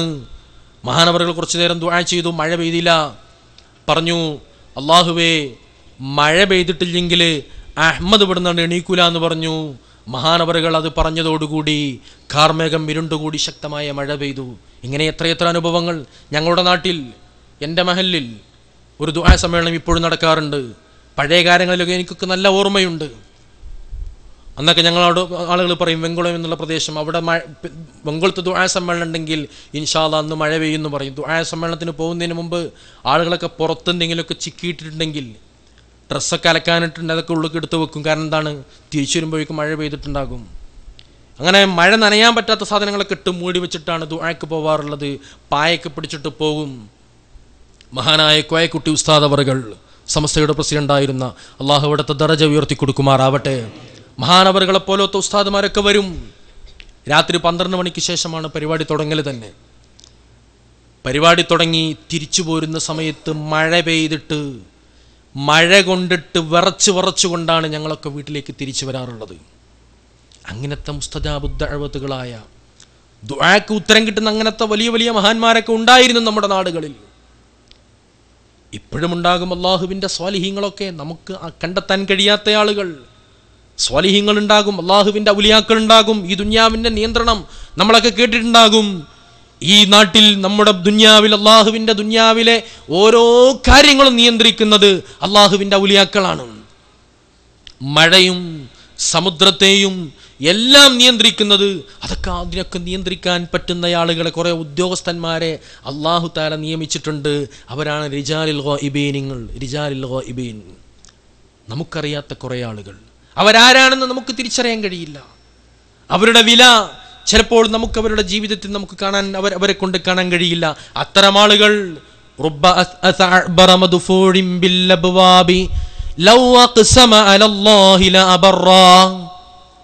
എത്രയെത്ര ആളുകൾ മുടിച്ചടക്കുത്തിയ, അപരിഷ്കൃതരായ, ഭംഗിയായി വസ്ത്രം ധരിക്കാത്ത, ചെളി പുരണ്ട് കൊണ്ട് ജീവിക്കുന്ന എത്രയെത്ര ആളുകൾ. അവരൊക്കെ അള്ളാഹുവിൻ്റെ മുന്നിൽ അവരങ്ങ് സത്യം ചെയ്ത് പറഞ്ഞാൽ അള്ളാഹ് അത് നടത്തി കൊടുക്കും. അള്ളാഹിനെ പിടിച്ചിട്ട് അവരങ്ങോട്ട് പറഞ്ഞാൽ അള്ളാഹു അതൊക്കെ സാധ്യമാക്കി കൊടുക്കുന്ന മഹാന്മാർ അള്ളാഹുവിൻ്റെ ഭൂമിയിലുണ്ടാകും. അത്തരം മഹാന്മാരിലൂടെയാണ് ഭൂമിയുടെ നിയന്ത്രണം പോലും അള്ളാഹു നിശ്ചയിച്ചിട്ടുള്ളത്. അതാണ് ഖുതുബീങ്ങൾ എന്ന് പറഞ്ഞാൽ. അഖ്താബുൽ അർബഅ, 4 ഖുതുബീങ്ങളെ നമ്മൾ മഹാന്മാർ പരിചയപ്പെടുത്തുന്നുണ്ട്. അതുപോലെ തന്നെ അള്ളാഹുവിൻ്റെ ഔലിയാക്കൾ, ആ ഖുതുബീങ്ങളുടെ കീഴിലുള്ള അവരുടെ മുഷാവറിൽപ്പെട്ട ആളുകൾ. പണ്ടങ്ങനെ ഒരാൾ നമ്മുടെ നാട്ടിൽ നിന്ന് ഒരാൾ സ്വപ്നത്തിൽ കണ്ടിരുന്നു, ഏതോ ഒരു മുഷാവറ മെമ്പറെ. അതൊന്നല്ല, ആ മുഷാവറ മെമ്പറുടെ സ്വപ്നമൊക്കെ നമുക്ക് മനസ്സിലായിട്ടുണ്ട് പിന്നീട്. എന്നാൽ അങ്ങനെയൊന്നുമല്ല. അള്ളാഹുവിൻ്റെ ഔലിയാക്കൾ അവർ എന്നും ഭൂമിയിൽ ജീവിച്ചിരിക്കുന്നു. അന്ത്യനാൾ വരെ ഭൂമിയുടെ നിയന്ത്രണം അവരുടെ കൈകളിലാണ്. അവരാണ് എല്ലാം നിയന്ത്രിക്കുന്നത്. പക്ഷേ അള്ളാഹുവിൻ്റെ ഖദർ ഖലാ പോലെ ഓരോ കാര്യങ്ങളും, അതിൻ്റെ തസാറുഫുകൾ, അതൊക്കെ ഇവരാണ് നിയന്ത്രിക്കുന്നത്. അതുകൊണ്ടാണ് അള്ളാഹുവിൻ്റെ ഖുദ്റത്ത്, അള്ളാഹുവിൻ്റെ ഖലാഇനെ ചോദ്യം ചെയ്യുന്ന ഒരു മനസ്സ് പോലും ഉണ്ടാവാൻ പാടില്ല. മഴ പെയ്യുന്ന സമയത്ത് നിങ്ങളെ കേട്ടിട്ടുണ്ടാകും, അന്തരീക്ഷത്തിലൂടെ പറക്കാനുള്ള കഴിവ് കൊടുത്ത അള്ളാഹുവിൻ്റെ ഔലിയാക്കൾ, പറന്നുകൊണ്ട് നടക്കാൻ. ഞാനിപ്പോൾ ഇന്നലെ ഞാൻ വായിച്ചു, ഒരു മഹാനായ പണ്ഡിതൻ, ഈജിപ്തിൽ ജീവിച്ചിരുന്ന ഒരു മഹാനവറുകൾ പരിശുദ്ധമായ മക്കയിലേക്ക് പലപ്പോഴും, ഈജിപ്തിൽ നിന്ന് പലപ്പോഴും മക്കയിലേക്ക് നമ്മൾ മമ്പുറത്ത് തങ്ങൾ നമ്മൾ കേൾക്കാറുണ്ട്. സുബഹി നിസ്കരിക്കാൻ മമ്പുറത്തുള്ള തങ്ങളവറുകൾ ജുമുഅ നിസ്കരിക്കാൻ പരിശുദ്ധമായ മക്കയിൽ, ജുമുഅ കഴിഞ്ഞിട്ട് അസർ നിസ്കരിക്കാനോ പരിശുദ്ധമായ നമ്മുടെ നാട്ടിലെ തിരൂരങ്ങാടി പള്ളിയിൽ തങ്ങൾ തിരിച്ചെത്തും. ഒരിക്കൽ തങ്ങളോട് തങ്ങളുടെ ഒരു ഖാദിമ പറഞ്ഞു, തങ്ങളപ്പ എനിക്കൊന്ന് മക്കത്തേക്ക് പോരെന്ന് പറഞ്ഞു. തങ്ങൾ പറഞ്ഞു പോരേന്ന് പറഞ്ഞു. സുബഹി നിസ്കാരം കഴിഞ്ഞു. ഇയാളുടെ കൈയും പിടിച്ചിട്ട് പുഴവക്കിലേക്ക് ചെന്നിട്ട് മമ്പുറം തങ്ങൾ കൈ പിടിച്ചിട്ട് പറഞ്ഞു, കണ്ണ് ചിമ്മിക്കാണാന്ന് പറഞ്ഞു. കണ്ണങ്ങോട്ട് ചിമ്മി. എന്തൊക്കെയോ ശബ്ദങ്ങളും എന്തൊക്കെയോ ഇളക്കങ്ങളും കണ്ടു. കുറച്ച് സമയം കഴിഞ്ഞപ്പോൾ തങ്ങൾ പറഞ്ഞു, കണ്ണ് തുറന്നാളാന്ന് പറഞ്ഞു. കണ്ണ് തുറന്നപ്പോൾ പരിശുദ്ധമായ മത്തോഫിൽ. അങ്ങനെ മത്തോഫില് തവാഫൊക്കെ ചെയ്ത് ജുമുഅക്ക് നിസ്കരിച്ചു. നിസ്കാരം കഴിഞ്ഞ് തങ്ങൾ പറഞ്ഞു എൻ്റെ അടുത്ത് തന്നെ ഇരുന്നുകൊണ്ടിരുന്നതെന്ന് പറഞ്ഞു. ആയിക്കോട്ടെ എന്ന് പറഞ്ഞു. മൂപ്പര് അവിടുത്തെ ആ അഹ്വാലുകളൊക്കെ കണ്ടപ്പോൾ മൂപ്പരാകെ പരിഭ്രാന്തനായി.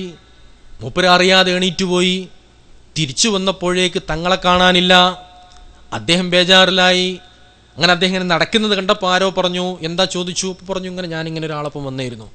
പേടിക്കേണ്ട, അടുത്ത വെള്ളിയാഴ്ച മൂപ്പര് വരും, അപ്പം തിരിച്ചു പോയാൽ മതി എന്ന് പറഞ്ഞു. പിറ്റത്തെ വെള്ളിയാഴ്ച അദ്ദേഹം തങ്ങളവറുകൾ ഇരുന്ന അതേ സ്ഥലത്ത് അവിടെ കാത്തിരുന്നു. തങ്ങൾ ജുമുഅ നിസ്കാരം കഴിഞ്ഞ ഉടനെ തങ്ങളുടെ കൈ അവിടെ പിടിച്ചു. അപ്പോൾ പറഞ്ഞു, എനിക്ക് പോരാനായെന്ന് ചോദിച്ചാൽ, ഞാൻ പോരുന്നതാണ് തങ്ങപ്പ, ഞാൻ അവിടെ നിൽക്കാൻ കരുതിയല്ലായിരുന്നു, എന്നാ പോരുമെന്ന് പറഞ്ഞു. കണ്ണ് ചിമ്മാൻ പറഞ്ഞു.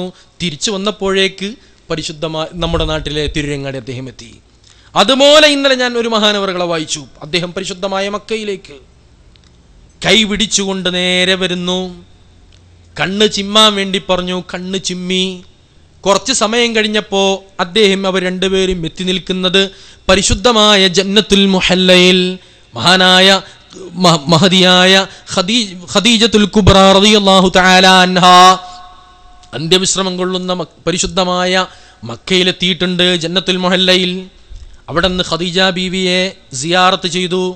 ഫുളൈൽ ഇബ്നു ഇയാദ് റളിയല്ലാഹു തആല അൻഹുവിനെയും സിയാറത്ത് ചെയ്തു.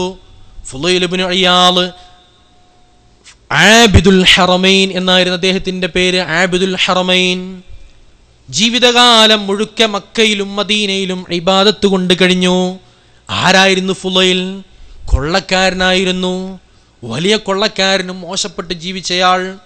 ഒരു രാത്രി അദ്ദേഹം കൊള്ളയടിച്ച അദ്ദേഹത്തിന്റെ വസ്തുക്കൾ തൻ്റെ സങ്കേതത്തിൽ കൊണ്ടുപോയി വെച്ചിട്ട് അദ്ദേഹത്തിന്റെ പ്രേയസിയായ അദ്ദേഹത്തിന്റെ സഖിയുടെ സമീപത്തേക്ക് അദ്ദേഹം പോവുകയാണ്. അദ്ദേഹത്തിന്റെ കാമുകിയുടെ സമീപത്തേക്ക് പോകുന്ന സമയത്ത് അദ്ദേഹം നടന്നു പോകുന്ന മതിലിന്റെ പുറകിൽ നിന്ന് വിളി കേൾക്കുന്നു. ഒരു പരിശുദ്ധമായ ഖുർആനിലെ ഒരു ആയത്ത്, അലം യഇനില്ലദീന ആമനു അൻ തഖ്ശാ ഖുലൂബഹും ലിദിക്രില്ലാഹ്. വിശ്വാസികൾക്ക് ഇനിയും ഉണരാൻ സമയമായിട്ടില്ലയോ? ഇനിയും ഈ ഉറക്കിൽ നിന്ന് എണീറ്റുകൊണ്ട് ഇനിയും അള്ളാഹുവിനെ കുറിച്ച് ഓർക്കാൻ സമയമായിട്ടില്ലയോ?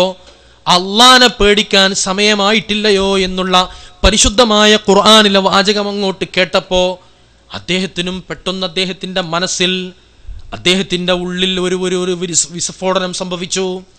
അദ്ദേഹം ആലോചിച്ചു, ശരിയാണല്ലോ, ഞാൻ എന്താണ് ഈ ചെയ്യുന്നത്? ഞാൻ എങ്ങോട്ടാണ് ഈ പോകുന്നത്? അദ്ദേഹത്തിൻ്റെ മനസ്സിൽ കുറ്റബോധം. തിരിച്ചു പോരുന്ന സമയത്ത് അദ്ദേഹം കുറച്ചാളുകൾ ഇങ്ങനെ വിജനമായ മരുഭൂമിയുടെ വക്കിലൂടെ ഇങ്ങനെ നടന്നു പോരുമ്പോൾ മരുഭൂമിയുടെ അദ്ദേഹം നടക്കുന്ന പ്രദേശത്തിൻ്റെ തൊട്ടടുത്തുള്ള ടെൻറ്റിൽ നിന്ന് ശബ്ദം കേൾക്കുന്നു. കുറച്ചാളുകൾ സംസാരിക്കുന്നു. അപ്പോൾ ഒരാൾ പറയുന്നുണ്ട്, നമുക്ക് നടക്കാം, ഇനി നമ്മളിങ്ങനെ നിന്നാൽ നേരം വെളുക്കുമ്പോഴേക്ക് നമ്മുടെ ലക്ഷ്യസ്ഥാനത്തെത്താൻ വൈകിപ്പോകും, അതുകൊണ്ട് നമുക്ക് നടക്കാം. അപ്പം മറ്റൊരാൾ പറയുന്നു, നല്ല ശബ്ദത്തിൽ ഒരാൾ പറയുന്നു, എന്താണ് നിങ്ങൾ പറയുന്നത്? നമ്മൾ എങ്ങോട്ടാണ് നമ്മൾ പോകുന്നത്? ഫുളൈലിൻ്റെ വഴിയാണിത്. ഫുളൈൽ ഇബ്നു ഇയാദ് എന്ന് പറയുന്ന കൊള്ളക്കാരൻ്റെ വഴിയാണ് നമ്മുടെ മുന്നിലുള്ളത്. ഇനി നമ്മൾ അങ്ങോട്ട് പോയാൽ ഫുളൈൽ നമ്മളെ പിടികൂടും. കേട്ട സമയത്ത് മനസ്സിൻ്റെ അദ്ദേഹത്തിന് വല്ലാത്ത കുറ്റബോധം തോന്നിപ്പോയി. അദ്ദേഹം ഒറ്റയ്ക്കിരുന്നു കൊണ്ട് പൊട്ടിപ്പൊട്ടിക്കരഞ്ഞ് അള്ളാഹുവിലേക്ക് തൗബ ചെയ്ത് മടങ്ങി. അവസാനം അദ്ദേഹം ചിന്തിച്ചു, ഞാൻ ഇനി ഇങ്ങനെ ജീവിച്ചാൽ മതിയാവില്ല. നേരെ നടന്നു പരിശുദ്ധമായ മക്കയിലേക്ക്. പിന്നീട് മക്കയിലും മദീനയിലും ഇബാദത്തിലായി കഴിഞ്ഞ ഫുളൈൽ ഇബ്നു ഇയാദ് റളിയല്ലാഹു തആല അൻഹു വലിയ മഹാനായി. അതാണ് നമ്മളൊക്കെ എത്ര തെറ്റുകൾ നമ്മൾ ചെയ്തിട്ടുണ്ടെങ്കിലും അതൊന്നും നമ്മളൊരു വിഷയമാക്കരുത്. തെറ്റുകൾ നമ്മിൽ നിന്ന് വന്നു പോയിട്ടുണ്ടെങ്കിൽ അതിനെ പൊറുക്കാനുള്ള വഴി അള്ളാഹു നമുക്ക് തന്നിട്ടുണ്ട്. തെറ്റ് ചെയ്തിട്ടുണ്ടെങ്കിൽ നമ്മളൊരിക്കലും നിരാശരാവരുത്. അള്ളാഹുവിലേക്ക് മടങ്ങാനുള്ള വഴി അത് നമ്മുടെ മുന്നിൽ എപ്പോഴും ഇങ്ങനെ തുറന്നുകൊണ്ടിരിക്കും. ഏതുവരെ? അന്ത്യനാളിൻ്റെ കാഹളം മുഴങ്ങുന്നത് വരെ. അതല്ലെങ്കിൽ നമ്മുടെ റൂഹ് നമ്മുടെ തൊണ്ടക്കുഴിയിലെത്തുന്നത് വരെ അള്ളാഹുവിലേക്ക് തൗബ ചെയ്ത് മടങ്ങാനുള്ള അവസരം നമ്മുടെ മുന്നിൽ അള്ളാഹു തആല തുറന്നു നിന്നിട്ടുണ്ട്. അള്ളാഹുവിൻ്റെ റഹ്മത്തിൻ്റെ വാതിൽ നമ്മുടെ മുന്നിൽ എപ്പോഴും തുറന്നു കിടക്കുന്നുണ്ട്. അതുകൊണ്ടാണല്ലോ റസൂലുള്ളാഹി സ്വല്ലല്ലാഹു അലൈഹി വസല്ലമ തങ്ങളുടെ മുന്നിൽ വന്ന വഹ്ശിയെ പോലും തിരിച്ചുവിട്ട ഹബീബിനെ മുഖറബുൽ അംലാക്ക് മലക്ക് ജിബ്രീൽ അലൈഹിസ്സലാത്തു വസ്സലാം വന്നിട്ട്, ഹബീബേ, നബിയെ, അങ്ങൊരിക്കലും തിരിച്ചുവിടരുത്. അല്ലാഹ് പറയുന്നത് എന്താണ്? വഹ്ശി ചെയ്തത് കൊടിയ പാതകമാണെങ്കിലും, അങ്ങയുടെ മനസ്സിനെ മുറിപ്പെടുത്തുന്ന രീതിയിലുള്ള പാതകം വഹ്ശിയുടെ ഭാഗത്ത് നിന്ന് വന്നിട്ടുണ്ടെങ്കിലും, ഹബീബേ, നിങ്ങൾ ഒരിക്കലും വഹ്ശിയെ തിരിച്ചുവിടരുത്.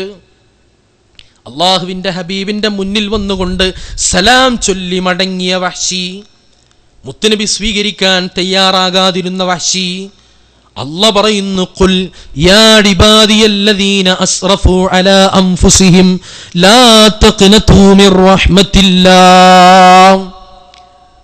സത്യവിശ്വാസികളെ, നിങ്ങളൊരിക്കലും അള്ളാഹുവിൻ്റെ റഹ്മത്തിനെ തൊട്ട് നിരാശരാവരുത്.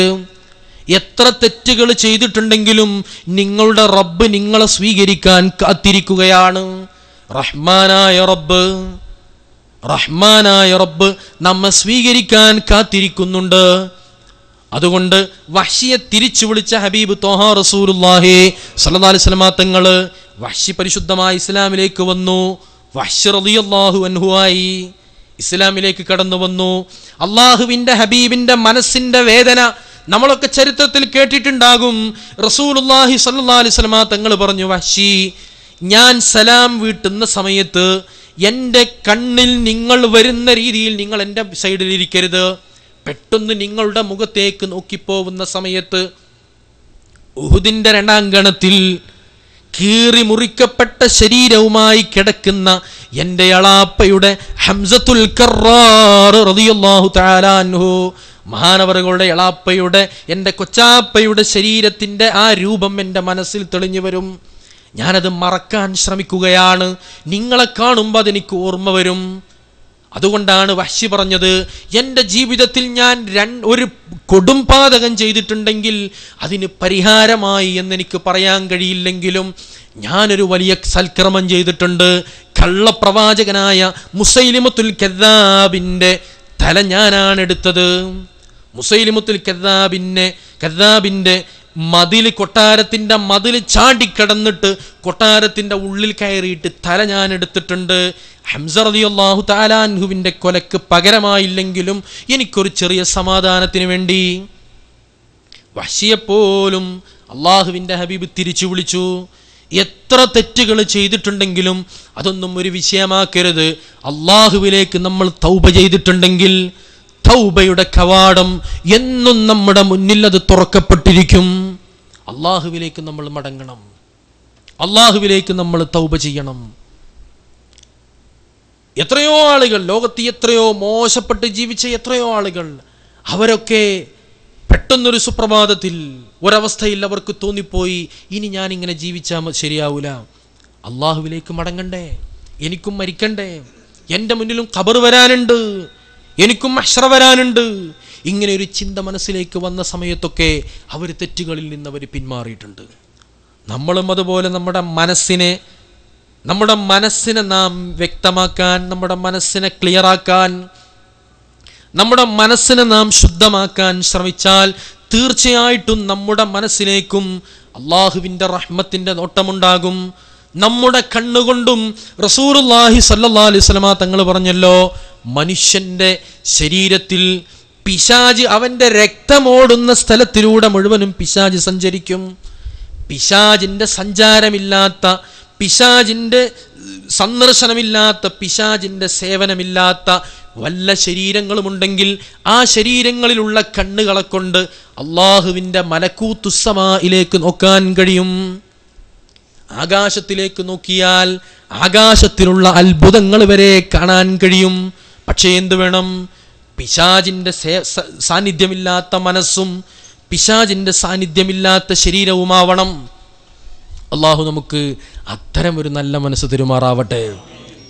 അതിനെന്താണ് അത്തരം നല്ല മനസ്സിന് പ്രധാനമായി കൊണ്ട് മഹാനായ സൈനുദ്ദീൻ മഖ്ദൂം തങ്ങളൊക്കെ പറഞ്ഞതുപോലെ ഖുർആൻ ഓതുക, നല്ല മനുഷ്യന്മാരുടെ സദസ്സ് പോയിരിക്കുക, നല്ല മനുഷ്യന്മാരുടെ സദസ്സ് പോയിരിക്കുക, നല്ല മജ്‌ലിസിൽ ഇരുത്തം കൊണ്ട് തന്നെ നമുക്ക് രക്ഷപ്പെടാൻ. സ്വാലിഹീങ്ങളുടെ മജ്‌ലിസിൽ പോയിരിക്കുക, സ്വാലിഹീങ്ങളുടെ കൂടെ ഇരിക്കുക. അത് തന്നെ ഒരു മനുഷ്യന് നന്നാവാനുള്ള മരുന്ന് തന്നെ നല്ല മനുഷ്യന്മാരുടെ കൂടെ ഇരിക്കുക എന്നുള്ളതാണ്. ഇങ്ങനെ ധാരാളം കാര്യങ്ങൾ മഹാനായ സൈനുദ്ദീൻ മഖ്ദൂം റളിയല്ലാഹു തആല അൻഹു അവിടുന്ന് പഠിപ്പിക്കുന്നുണ്ട്. നമ്മുടെ മനസ്സ് നന്നാവാൻ, സ്വയം നന്നാവാനുള്ള വഴികൾ. അങ്ങനെ നമ്മുടെ മനസ്സിനെ നാം വ്യക്തമാക്കി, നമ്മുടെ മനസ്സിനെ നാം കഴുകിയെടുത്താൽ, റസൂലുള്ളാഹി സ്വല്ലല്ലാഹു അലൈഹി വസല്ലം തങ്ങൾ ഇവിടുന്ന് പറഞ്ഞിട്ടുണ്ട്, ഓരോ തെറ്റും ഒരു മനുഷ്യൻ ചെയ്യുന്ന സമയത്ത് അവൻ്റെ മനസ്സിൽ കറുത്ത പുള്ളികൾ ഇങ്ങനെ വീഴും. ഓരോ തെറ്റ് വർദ്ധിക്കും തോറും കറുത്ത പുള്ളികൾ ഇങ്ങനെ വർദ്ധിച്ച് നല്ല വെളുത്ത മനസ്സ്, നല്ല ശുദ്ധ മനസ്സ്, ആ മനസ്സ് കറുത്ത കരിക്കട്ടയായി മാറും. ഇത് പറഞ്ഞപ്പോൾ സ്വഹാബത്ത് ചോദിച്ചു, അല്ലാഹുവിൻ്റെ റസൂലേ, വമാ ജലാഉഹാ യാ റസൂലല്ലാഹ്, അല്ലാഹുവിൻ്റെ റസൂലേ, അങ്ങനത്തെ കറുത്ത മനസ്സ്, കറുത്ത പുള്ളി വീണ മനസ്സ്, ആ മനസ്സിനെ നന്നാക്കാനുള്ള മരുന്ന് എന്താണ് നബിയെ? ഇരുമ്പാണെങ്കിൽ അതിൻ്റെ തുരുമ്പ് കളയാനുള്ള വഴിയുണ്ട്. വസ്ത്രത്തിൽ കറയായി കഴിഞ്ഞാൽ അതിൻ്റെ കറ കഴുകി കളയാൻ വഴിയുണ്ട്. എന്നാൽ മനസ്സിന് കറ ബാധിച്ചാൽ, മനസ്സിന് കറുപ്പ് ബാധിച്ചാൽ അത് കഴുകിക്കളയാനുള്ള വഴി എന്താണ്? റസൂലുള്ളാഹി പറഞ്ഞത് തിലാവത്തുൽ ഖുർആൻ, പരിശുദ്ധമായ ഖുർആൻ ഓതലാണ്. ഖുർആൻ പാരായണം ചെയ്യുക. ഖുർആൻ എങ്ങനെ ഓതിയാൽ ആ ഓതുന്നതോടുകൂടി മനസ്സിൻ്റെ കറകൾ ഇങ്ങനെ നീങ്ങിക്കൊണ്ടേയിരിക്കും. അള്ളാഹുവിൻ്റെ പരിശുദ്ധമായ കലാം. മയ്യത്ലുഹാ ഖീഫതൻ മിൻ ഹർരി നാരില്ലാ, ഒരാൾ അള്ളാഹുവിൻ്റെ പരിശുദ്ധമായ ഖുർആനിനെ, അള്ളാനെ പേടിച്ചുകൊണ്ട് ഒരാൾ ഖുർആൻ ഓതിക്കഴിഞ്ഞാൽ ആ ഓത്തിലൂടെ അവന് കിട്ടാൻ പോകുന്നത് നരകത്തിൻ്റെ തീനെ അവനിങ്ങനെ അണച്ചുകൊണ്ടേയിരിക്കുകയാണ്. പരിശുദ്ധമായ ഖുർആൻ നമുക്ക് കേടായിക്കൊണ്ട് സാക്ഷി നിൽക്കാതിരിക്കാൻ ഖുർആനുമായുള്ള നമ്മുടെ ബന്ധം, ഖുർആൻ പഠനങ്ങളും ഖുർആൻ പ്രഭാഷണങ്ങളും ഖുർആൻ പരിഭാഷകളും ഒക്കെ മാറ്റിവെച്ചിട്ട് ഖുർആൻ ഓതുക. അർത്ഥം അറിഞ്ഞാലും അറിഞ്ഞില്ലെങ്കിലും. മഹാനായ അഹ്മദ് ഇബ്നു ഹംബൽ റളിയല്ലാഹു തആല അൻഹു മഹാനവറുകൾ പറയുന്നുണ്ട്, ഞാൻ അള്ളാഹുവിനെ സ്വപ്നത്തിൽ കണ്ടു. അള്ളാഹുവിനോട് ഞാൻ ചോദിച്ചു, അള്ളാഹുവേ, ഒരു അടിമക്ക് നിന്നിലേക്ക് അടുക്കാനുള്ള ഏറ്റവും നല്ല വഴി എന്താണ്? നിന്റെ അടിമക്ക് നിന്നിലേക്ക് അടുക്കാനുള്ള ഏറ്റവും നല്ല വഴി എന്താണെന്ന് ചോദിച്ചപ്പോൾ അള്ളാഹ് എന്നോട് സ്വപ്നത്തിൽ പറഞ്ഞു, തിലാവത്തുൽ ഖുർആനാണ്, എൻ്റെ കലാമ് പാരായണം ചെയ്യലാണ്, ഖുർആൻ ഓതലാണ്. അപ്പം ഞാൻ അള്ളാഹിനോട് ചോദിച്ചു, ബിഫഹ്മിൻ ഔ ബിഗൈരി ഫഹ്മിൻ, അള്ളാഹുവേ, അർത്ഥം അറിഞ്ഞ ഓതലാണോ അർത്ഥം അറിയാതെ ഓതലാണോ നല്ലത്? അർത്ഥം അറിഞ്ഞ് ഓതിക്കൊണ്ടാണോ നിന്നിലേക്ക് അടുക്കാൻ കഴിയല്? അതല്ല അർത്ഥമറിയാതെ ഓതിയാലും നിന്നിലേക്ക് അടുക്കാൻ കഴിയോ? അർത്ഥമൊക്കെ മനസ്സിലാക്കിയിട്ട് ഇങ്ങനെ അർത്ഥം ചിന്തിച്ചിട്ട് ഇങ്ങനെ ഓതുക. അതല്ലാതെ അർത്ഥമൊന്നും അറിയില്ല, അള്ളാഹുവിൻ്റെ കലാമാണെന്ന് കരുതിയിട്ട് അങ്ങനെ ഓതുക.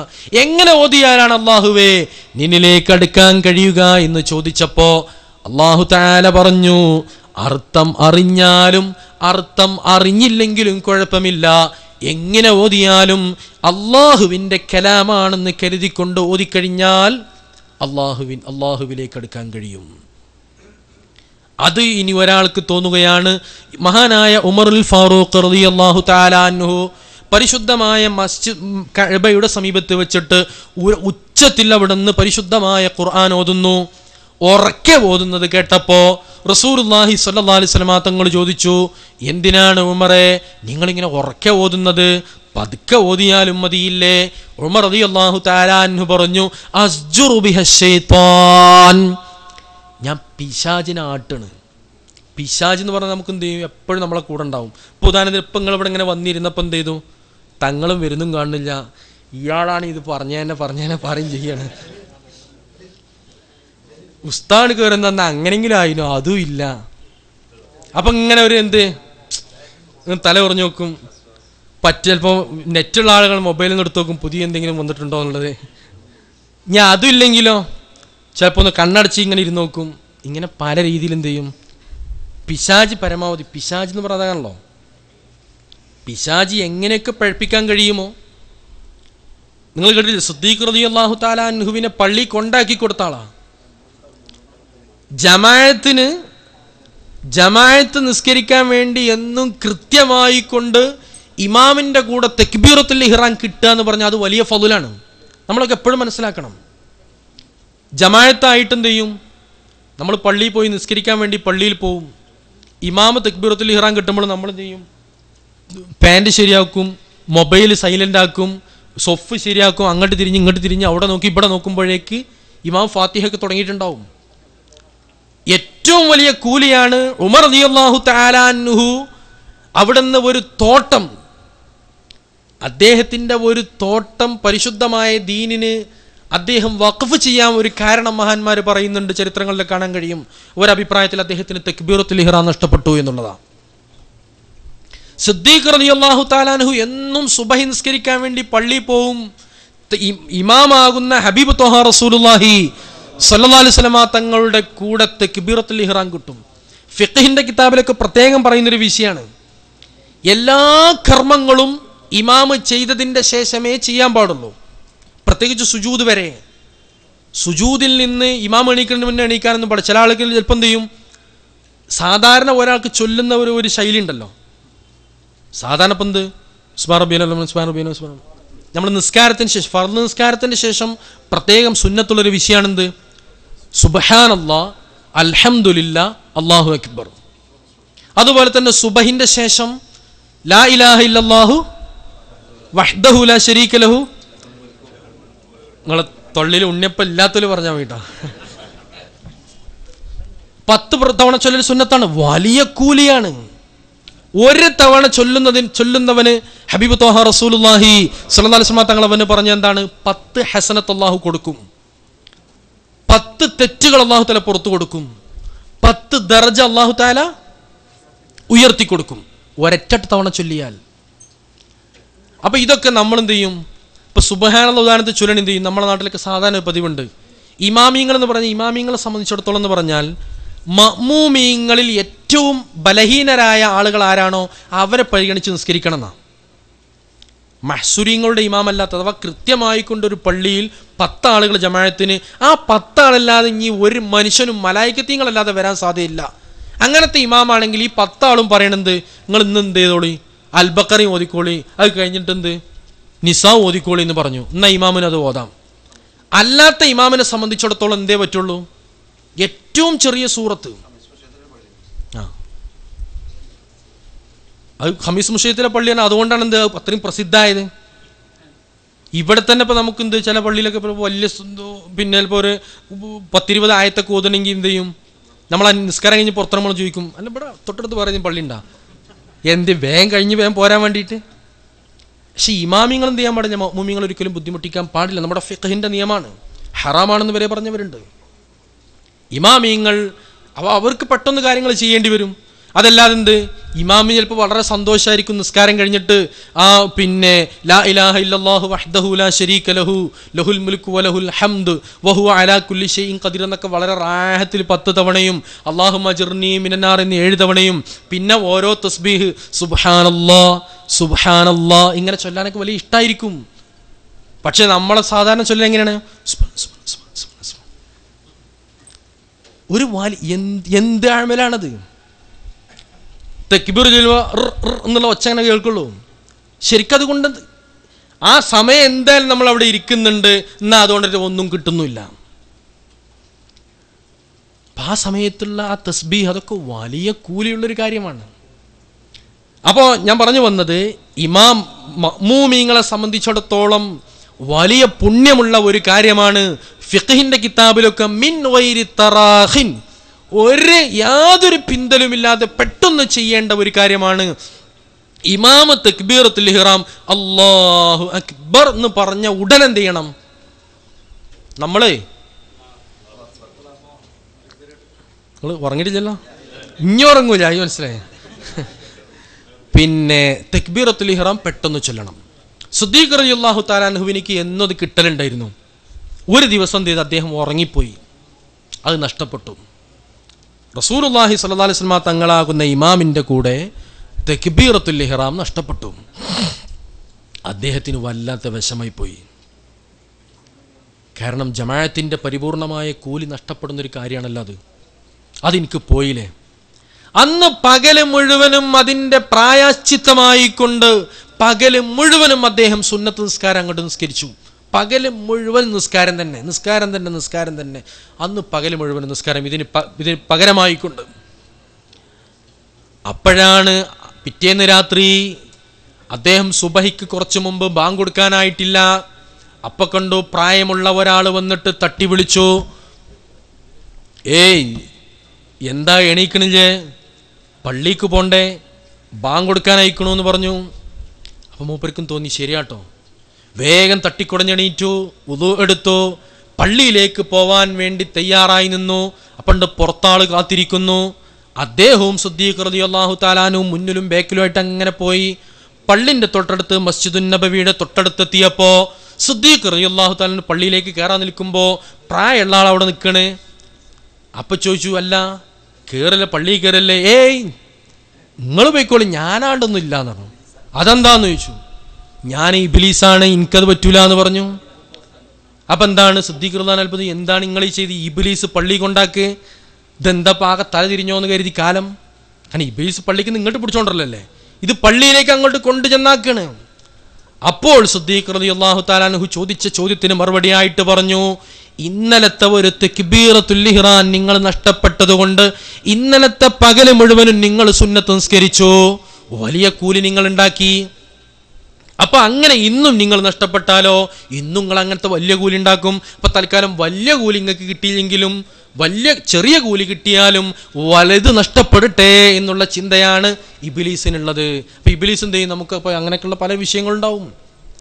അതൊക്കെയാണ് ഈ ചില ആളുകൾ എന്ത് ദിക്റ് ചൊല്ലിക്കൊണ്ട് അവര് വലിയ ദാക്കിര്യങ്ങളായി മാറുമ്പോൾ, അല്ലെങ്കിൽ കുറച്ച് എവിടെന്നെങ്കിലുമൊക്കെ ഏതെങ്കിലുമൊക്കെ ആളുകളടുത്ത് ചെന്നിട്ട് എന്തെങ്കിലുമൊക്കെ ദിക്റ് ചൊല്ലാൻ വാങ്ങുന്ന സമയത്ത് അവർക്ക് തോന്നിപ്പോണെന്ത്, ഇനിയിപ്പോൾ ഇതാ ഏറ്റവും നല്ലത്, വേറുള്ളവരൊക്കെ മോശക്കാരാണ്, ദിക്റ് ചൊല്ലാൻ കഴിയാത്ത ആളുകൾ അവരൊക്കെ മോശക്കാരാണ്, അവരൊക്കെ കള്ളന്മാരാണ് എന്നൊക്കെ തോന്നിപ്പോവുന്ന ഒരു മനസ്സ്, അവർ ചെയ്യുന്ന അമല് തന്നെ അവരെ കൊണ്ട് ബാത്തിലാക്കുന്ന രീതിയിലുള്ള പ്രവൃത്തി ഇബ്ലീസ് ലഅനത്തുല്ലാഹി അലൈഹി അവൻ എപ്പോഴും ചെയ്തുകൊണ്ടേയിരിക്കും. അപ്പോൾ ഞാനതാ പറഞ്ഞത്, റസൂലുള്ളാഹി സ്വല്ലല്ലാഹു അലൈഹി വസല്ലം തങ്ങൾ ഉമർ റളിയല്ലാഹു അൻഹു ചോദിച്ചു, ഉമറെ എന്തിനാ നിങ്ങൾ ഉറക്കെ ഖുർആൻ ഓതുന്നത്, പതുക്കെ ഓതിയാ പോരെ എന്ന് ചോദിച്ചപ്പോൾ പറഞ്ഞത്, അസ്ജുറു ബിഹശ്ശൈത്താൻ, ശൈത്വാനെ ഞാൻ ഇടങ്ങാറാക്കണ്. കാരണം എന്താ, നമ്മൾ സൽക്കർമ്മങ്ങൾ ചെയ്യുന്നു. സുബഹിൻ്റെ മുമ്പ് നമുക്കറിയാം തഹജ്ജുദ് വലിയ കൂലിയുള്ള കാര്യമാണ്. വലിയ കൂലി എന്ന് പറഞ്ഞാൽ റസൂലുള്ളാഹി സ്വല്ലല്ലാഹു അലൈഹി വസല്ലം തങ്ങൾക്ക് പോലും ആദ്യഘട്ടങ്ങളിൽ അള്ളാഹു നിർബന്ധമാക്കിയിരുന്നു എന്ന് പറയുമ്പോൾ തന്നെ നമുക്ക് മനസ്സിലാക്കാം അത് വലിയ കൂലിയുള്ള കാര്യമാണെന്നുള്ളത്. അപ്പം എന്ത് ചെയ്യും, നമ്മൾ തഹജ്ജുദിൻ്റെ സമയത്തൊക്കെ നമ്മൾ എണീക്കാൻ ബാങ്ക് കൊടുക്കാൻ നോക്കുമ്പോൾ അരമണിക്കൂറുണ്ട്, നഞ്ഞി എണീറ്റാലോ, എണീറ്റിട്ടൊന്ന് ഒളു എടുക്കാമെന്നൊക്കെ കരുതി എന്നുള്ള ചിന്തയോടുകൂടി എണീക്കാൻ വേണ്ടി നിൽക്കുമ്പോൾ എസിക്ക് വല്ലാത്ത തണുപ്പ്. അപ്പോൾ തോന്നിപ്പോവും അരമണിക്കൂറില്ലേ 2 റക്അത്ത് തഹജ്ജുദ് നിസ്കരിക്കാൻ ഒരു 10 മിനിറ്റ് മാക്സിമം, അത് തന്നെ ഏറെയല്ലേ, എന്നാൽ ഒരു 20 മിനിറ്റും കൂടി എന്ത് ചെയ്യാം, ഒന്ന് കിടക്കാമെന്ന് കരുതിയിട്ട് അലാറം ഓഫാക്കിയിട്ട് അങ്ങോട്ട് കിടക്കും. അതോടുകൂടി ചിലപ്പോൾ തഹജ്ജുദും ഉണ്ടാവില്ല, സുബഹി ഉണ്ടാവില്ല. അതാണ് പിശാച്. സൽക്കർമ്മങ്ങളിൽ നിന്ന് എങ്ങനെയൊക്കെയോ നമ്മെ തൊട്ട് നഷ്ടപ്പെടുത്താൻ സാധിക്കുമോ അതിനുള്ള ശ്രമങ്ങളൊക്കെ നടത്തും.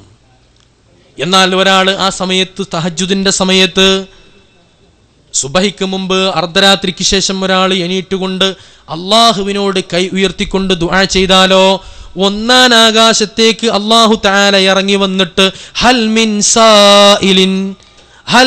സായിലിൻ, ആർക്കെങ്കിലും എന്തെങ്കിലും ചോദിക്കാനുണ്ടോ എന്ന് അള്ളാഹു ആവശ്യപ്പെടുന്ന ഒരു സമയമാണ്. അള്ളാഹു തആല നമ്മളെ കാത്തിരിക്കുകയാണ്. നിങ്ങളൊന്ന് ആലോചിച്ച് നോക്കൂ, പടച്ച റബ്ബ്, റഹ്മാനായ റബ്ബ് നമുക്ക് വേണ്ടി കാത്തിരിക്കുന്ന ഒരു നാഥൻ, നമുക്ക് വേണ്ടി കാത്തിരിക്കുന്ന ഒരു അള്ളാഹു. ആ അള്ളാഹുവിൻ്റെ മുന്നിലേക്ക് നമ്മൾ കൈ ഉയർത്തിക്കഴിഞ്ഞാൽ, എൻ്റെ അടിമ എന്നിലേക്ക് കൈ ഉയർത്തുന്നത് അത് എനിക്ക് ഏറ്റവും വലിയ സന്തോഷമാണ്. എത്രത്തോളം റസൂലുള്ളാഹി സ്വല്ലല്ലാഹു അലൈഹി വസല്ലം തങ്ങൾ പറഞ്ഞു, എൻ്റെ അടിമ എന്നിലേക്ക് കൈ ഉയർത്തുന്നത് അവൻ്റെ ആവശ്യങ്ങൾ നിർവഹിക്കാതെ തിരിച്ച് ഞാൻ അങ്ങോട്ട് മടക്കൽ ഞാൻ ലജ്ജിക്കുന്നു എന്ന് അള്ളാഹ് പറഞ്ഞതായിട്ട് ഹബീബ് ത്വാഹ റസൂലുള്ളാഹി സ്വല്ലല്ലാഹു അലൈഹി വസല്ലം. അള്ളാഹുവിന് ലജ്ജയാണ്. കാരണം നമുക്ക് തന്നെ അറിയാം, ഇപ്പം നമ്മളെ അടുത്തേക്ക് ഒരാൾ പിരിവിന് വരുമ്പോൾ, നമ്മളെ അടുത്തേക്ക് ഇപ്പോൾ നാട്ടിൽ നിന്ന് കഷ്ടപ്പെട്ട് പ്രയാസപ്പെട്ട ഒരാൾ വന്നിട്ട്, വളരെ പ്രയാസപ്പെട്ട് വന്നിട്ട് അദ്ദേഹം നമ്മുടെ മുന്നിൽ വന്നിട്ട്, പിന്നെ നിങ്ങളൊക്കെ പ്രതീക്ഷ വന്നാണ് ഞാൻ, നിങ്ങൾക്ക് വേണ്ടി ഞാൻ കാത്തിരിക്കുകയാണ് എന്നൊക്കെ പറയുന്ന സമയത്ത് അയാളെ നമ്മളങ്ങോട്ട് നിരാശനാക്കി വിട്ടാൽ അത് മാനസികമായിട്ട് മൂപ്പർക്കൊരു വലിയ വിഷമം ഉണ്ടാവില്ലേ?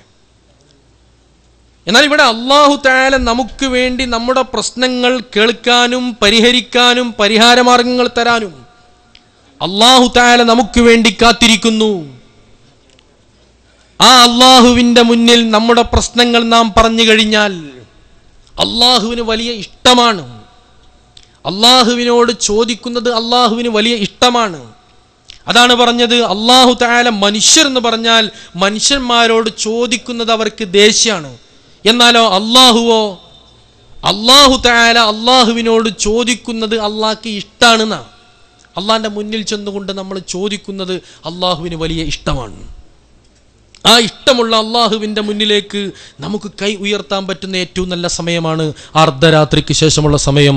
അല്ലാഹു തആല അല്ലാഹു അക്ബർ അല്ലാഹു അക്ബർ അല്ലാഹു അക്ബർ ലാ ഇലാഹ ഇല്ലല്ലാഹു അല്ലാഹു അക്ബർ അല്ലാഹു അക്ബർ വലില്ലാഹിൽ ഹംദ്. അൽ ഫാത്തിഹ.